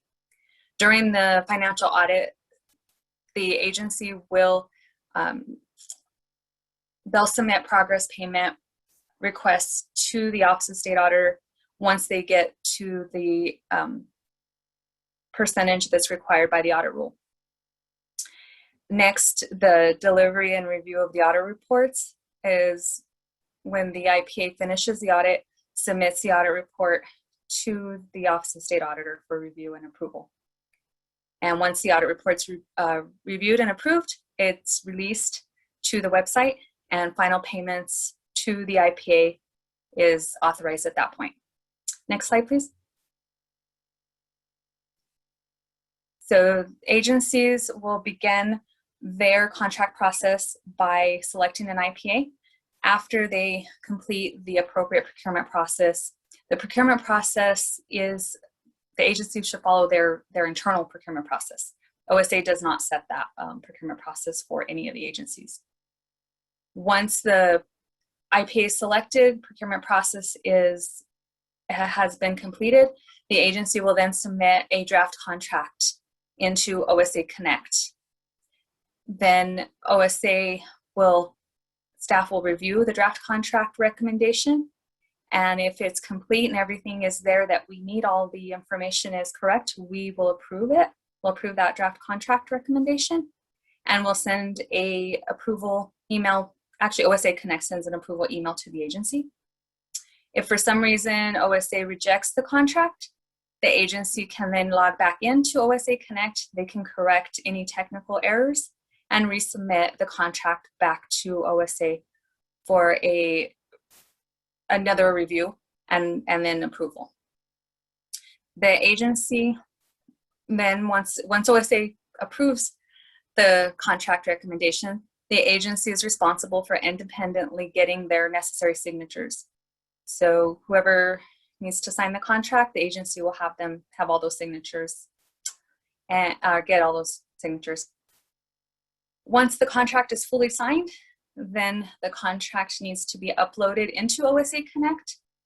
The fully signed or fully executed contract is no longer submitted to OSA via email at reports.osa.state.nm.us. Next slide, please. So in the process of selecting an auditor, the agency must receive written notification from the state auditor before they begin the selection process. So those are those notifications that I was talking about a little earlier. Each agency will get a notification from OSA saying it's okay to begin the selection process of the IPA. There is a section there that's listed in the audit rule where an exception can be requested to begin the RFP process early. There's also a link there for the 2021 audit rule. You can find that on the OSA website at that link that's listed on the slide. You can also find a list of approved audit firms at that link at the bottom of that slide. Next slide, please. This slide gives you a picture of where you can find the contracting instructions. So if you go to the OSA website, you click on contracting, then you'll see on the next slide, please. You'll see where you click on contracting, it gives you an option for procuring contracts, and then the contract instructions are there. Next slide, please. So here's a list of what OSA Connect what OSA Connect means for the agencies. It gives the agencies it gives them the ability, to update and identify contract types. So whether the agency will do an AUP or a regular contract is listed in OSA Connect. Can be changed there too. Like if the agency goes from a tier 1 to a tier 2, it can be updated in OSA Connect. The integrated workflow is in OSA Connect. It gives you a seamless step-by-step submission of contracts, and it gives us the ability to deny a contract, send it back to the agency so the agency can go back in and edit whatever information needs to be edited and sent back to our office pretty quickly.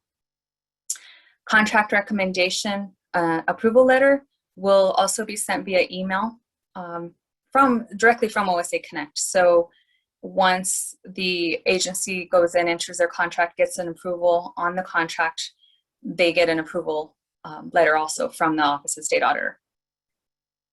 The agency is also able to upload the executed or fully signed contract into OSA Connect directly into OSA Connect without having to email it to our office. Signed contracts, like I just said, need to be uploaded directly into OSA Connect, and they will no longer be delivered to our office via email. OSA Connect gives better access to signed contracts and contract amendments because it holds the information, it stores it in the portal. So if you need to go back and look at a previous contract, you need to go back and see if you got an approval letter, you need access to that information. It's stored in OSA Connect for easy access for the agency, also for the Office of State Auditor. If we need to look at that information, it's right there for us as well. OSA Connect has simplified the contract amendment process as well. OSA Connect stores the original contract. So when an agency goes in to enter an amendment, OSA Connect just asks some simple questions, what's being amended, and just some dollar amounts and just some basic information to enter that amendment, and also let the agency submit that back to OSA for approval. Next slide, please. This is the OSA Connect login screen. So when you go to the OSA portal, you'll get this login screen. I'll ask you for your email and your password. And then if you ever forget your password, that's the link there. You click forgot password. It'll send you a reset password link to your email that is stored in OSA Connect. Next slide, please. So contracts are still drafted as normal and submitted just in OSA Connect as they've been being done for a while now. Just for agencies, it's important to remember to update your contract contact information. So in OSA Connect, you'll see all of the agency contacts listed. If somebody leaves your office or new staff comes on, it's important to make sure that those contacts get updated so that we can ensure, or you can ensure, that you receive all notification from OSA timely. OSA Connect also allows my department to return a submitted draft contract for correction. It's a pretty simple process. The agency will get an email saying, you know, your contract has been returned to you. You log in, you look and see what needs to be corrected, make those corrections and submit it back to us, and we review it again and hopefully approve it that time. That's also the status of the contract is available in OSA Connect. So when you log in as the agency, you can view your status, see if your contract is pending, see if your contract is approved or executed. When you're wondering where your contract is, that's a good place to look, because it should be the first place that you look is log into OSA Connect. Look at, if you're looking at the FY20 contract, look at it, look under status and see what it says. Once an agency receives an approval letter by email, then it's okay for the agency to start getting the signatures on that contract. The executed contract, which is a signed contract, like I said, is going to be uploaded into OSA Connect directly. The approval letter, the final contract, and any amendments will also be stored in OSA Connect, like I mentioned before. Next slide, please.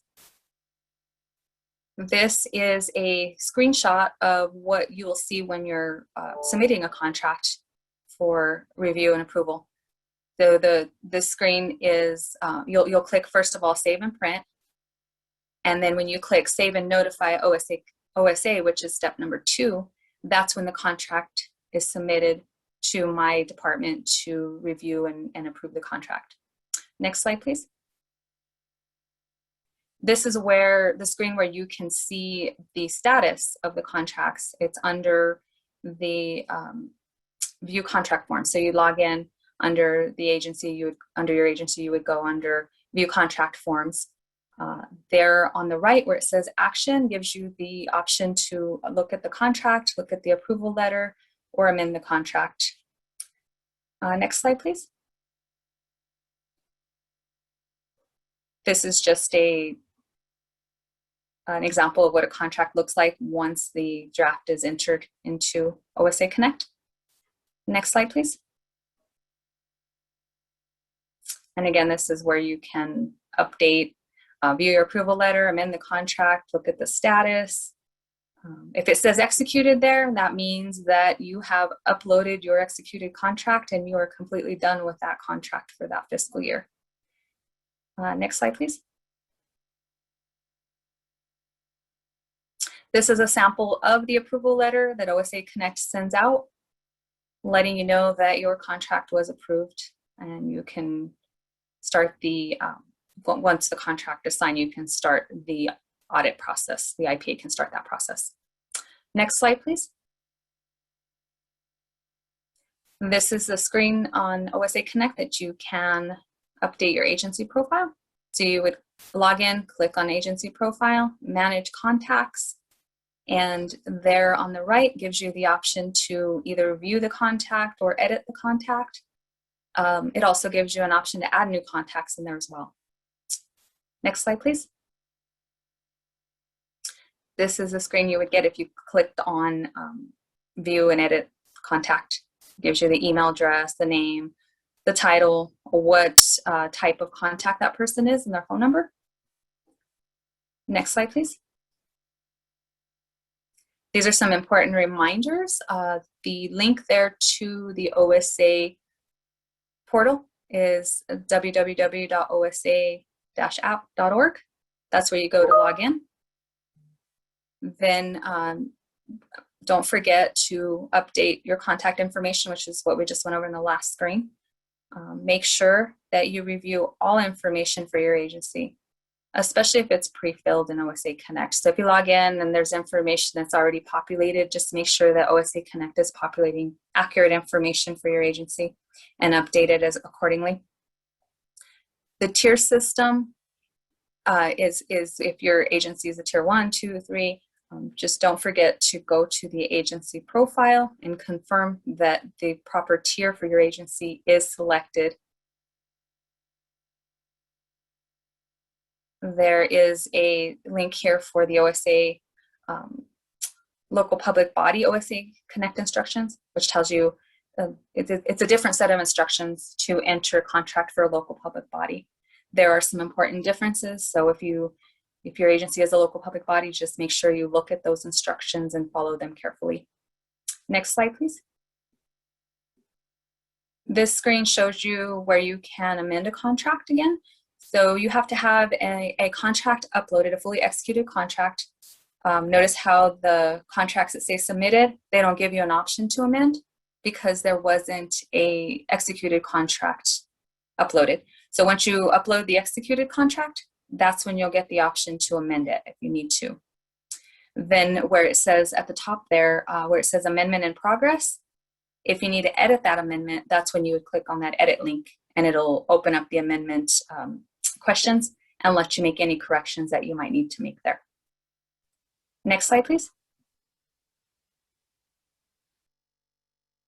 This is where you can get into your amendment. You would click on view contract forms. It's going to give you the questionnaire for the amendments. Make sure that your correct agency type is selected. Just gives you all your agency information and anything that you need to change, or if everything looks correct, and then that's the screen. You can continue from there. Next slide, please. And once everything's entered for your contract amendment, once you answer that little questionnaire sheet on the last screen, then you'll have this screenshot of your contract amendment.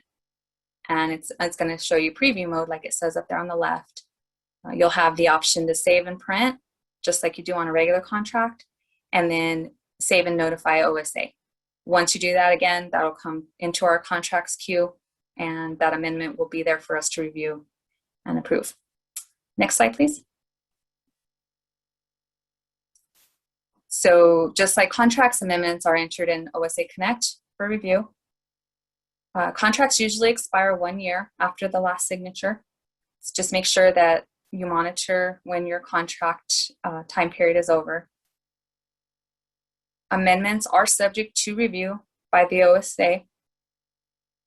If you do enter an amendment in price, it needs to be accompanied with a change in scope. So the scope of work, there needs to be a change in scope of work in order to change the price. Can't just, increase the price and not have any extra work or any additional work that needs to be done.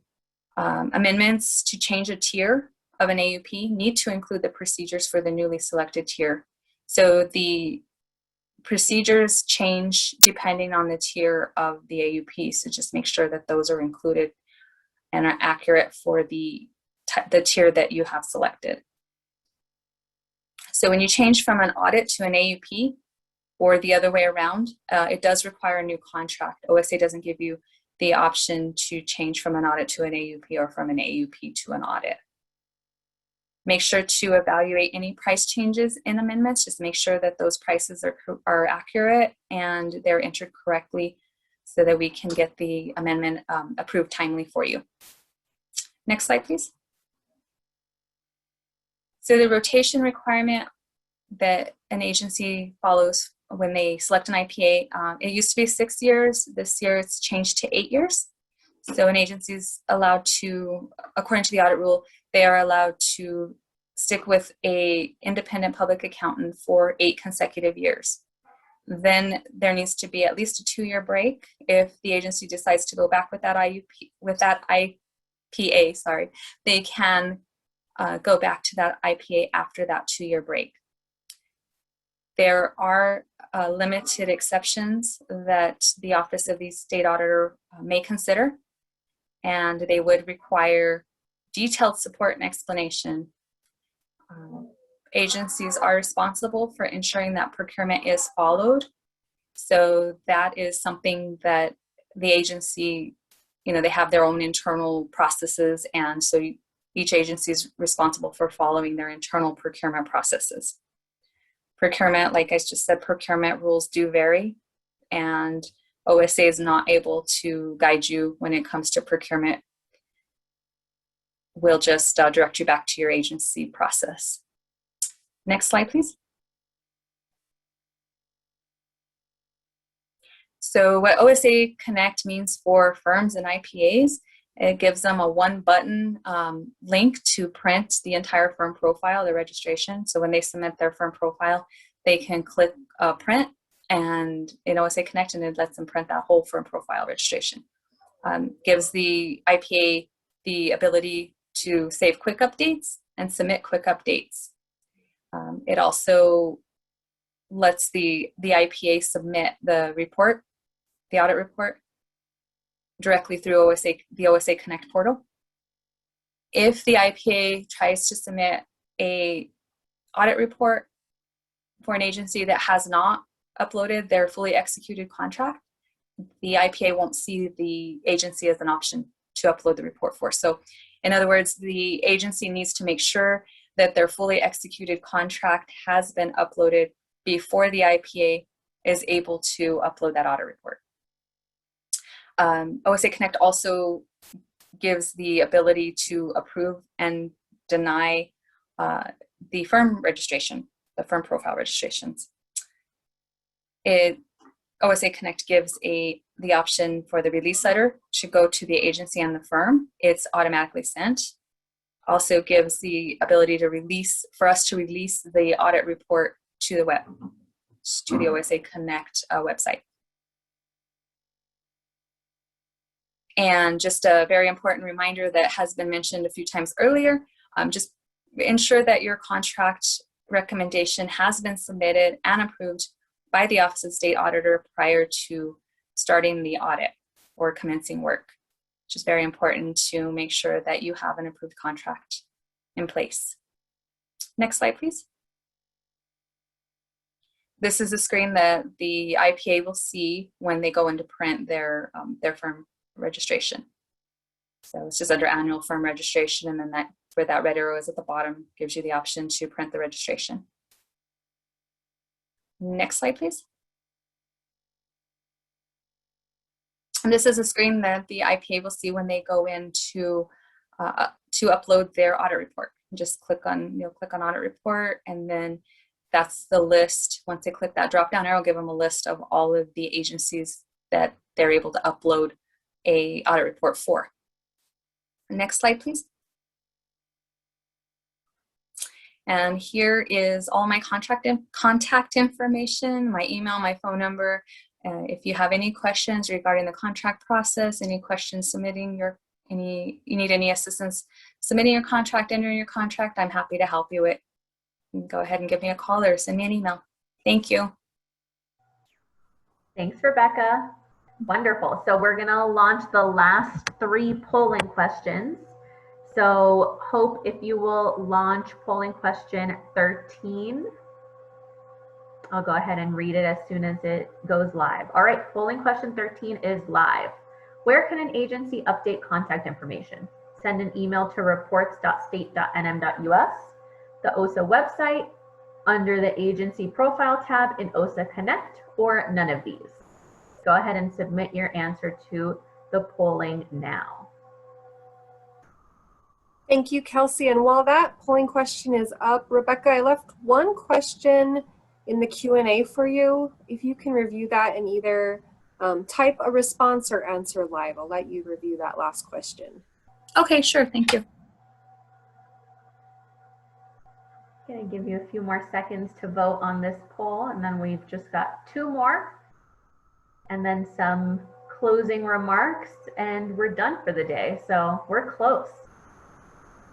Thank you all for joining us today.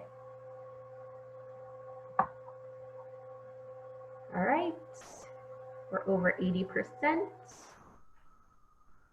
And the answer is under the agency profile tab in OSA Connect, as most of you got right. And again, you do not need to get these right to have CPE credit. That's just a nice little pat on your back. All right, polling question 14. Go ahead and launch that. Hope, thank you.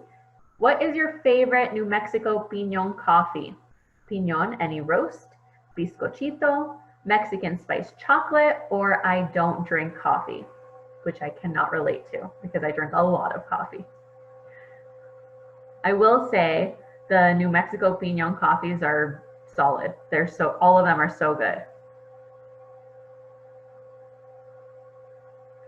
Go ahead and submit your answer to this poll now. Looks like everybody is getting really quick at these.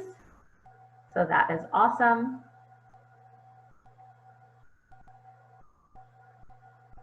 Okay, we're getting some really good comments. Cafe du Monde Chicory is better. You know, I'm gonna agree with you, Scott. It is really good. I was talking to somebody about chicory coffee just the other day. Really, really good. All right, most of you have voted, and there was no right or wrong answer. I understand there are lots of non-coffee drinkers. Hope if you'll launch that last polling question, 15. Wonderful. Polling question number 15 is live. What is a good resource if you need assistance while entering the audit contract? OSA website, the 2021 audit rule, OSA staff, or all of the above? Go ahead and submit your answer to this poll now.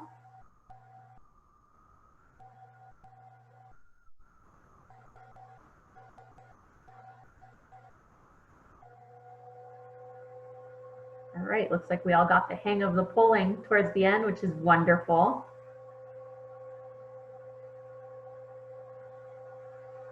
I'll give you a few more seconds to submit those answers. And as a reminder, we will send out CPE certificates next week. We do look at both the attendance log and the poll log for every single person who logs in for these trainings. So it does take us quite a bit of time to go through, but happy to assist and help facilitate this event.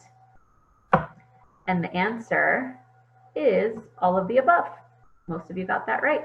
So without further ado, I'll turn it over to Frank for closing remarks. And again, thank you for being here. All right. Thank you so much, Madam President Kelsey Flanagan, and hope you are all amazing. We definitely want to thank the New Mexico Society of CPAs for helping us and partnering with us. We love partnering with them. They're so amazing. We appreciate their expertise. We want to thank you for today. This concludes our 2021 audit rule training presentation for this year.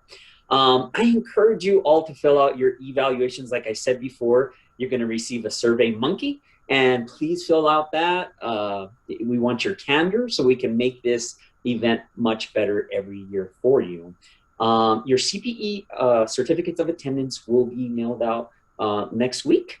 Also to remember that, or just to notice that we will be posting these videos in about a week or so on our website. And if you have any questions, please feel free to reach out to us. But we'll have those so you can share with your colleagues, review again, sections you missed, you know, post likes, etc., any social media. Just kidding.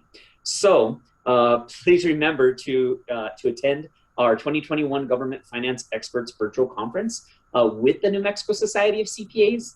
And once again, I will turn it over to our Deputy State Auditor, Natalie Cordova. Thank you so much. Thank you, Frank. Thank you to the Society for assisting us with this important presentation, updates to the rules. Thank you all, attendees, audience members. I hope by now you know how to get a hold of us if you have any questions. Don't hesitate to reach out, and we will do all that we can to help you and assist you with whatever questions you have. Have a wonderful day. Thank you all. Thank you all very much. Stay safe, healthy, and be well.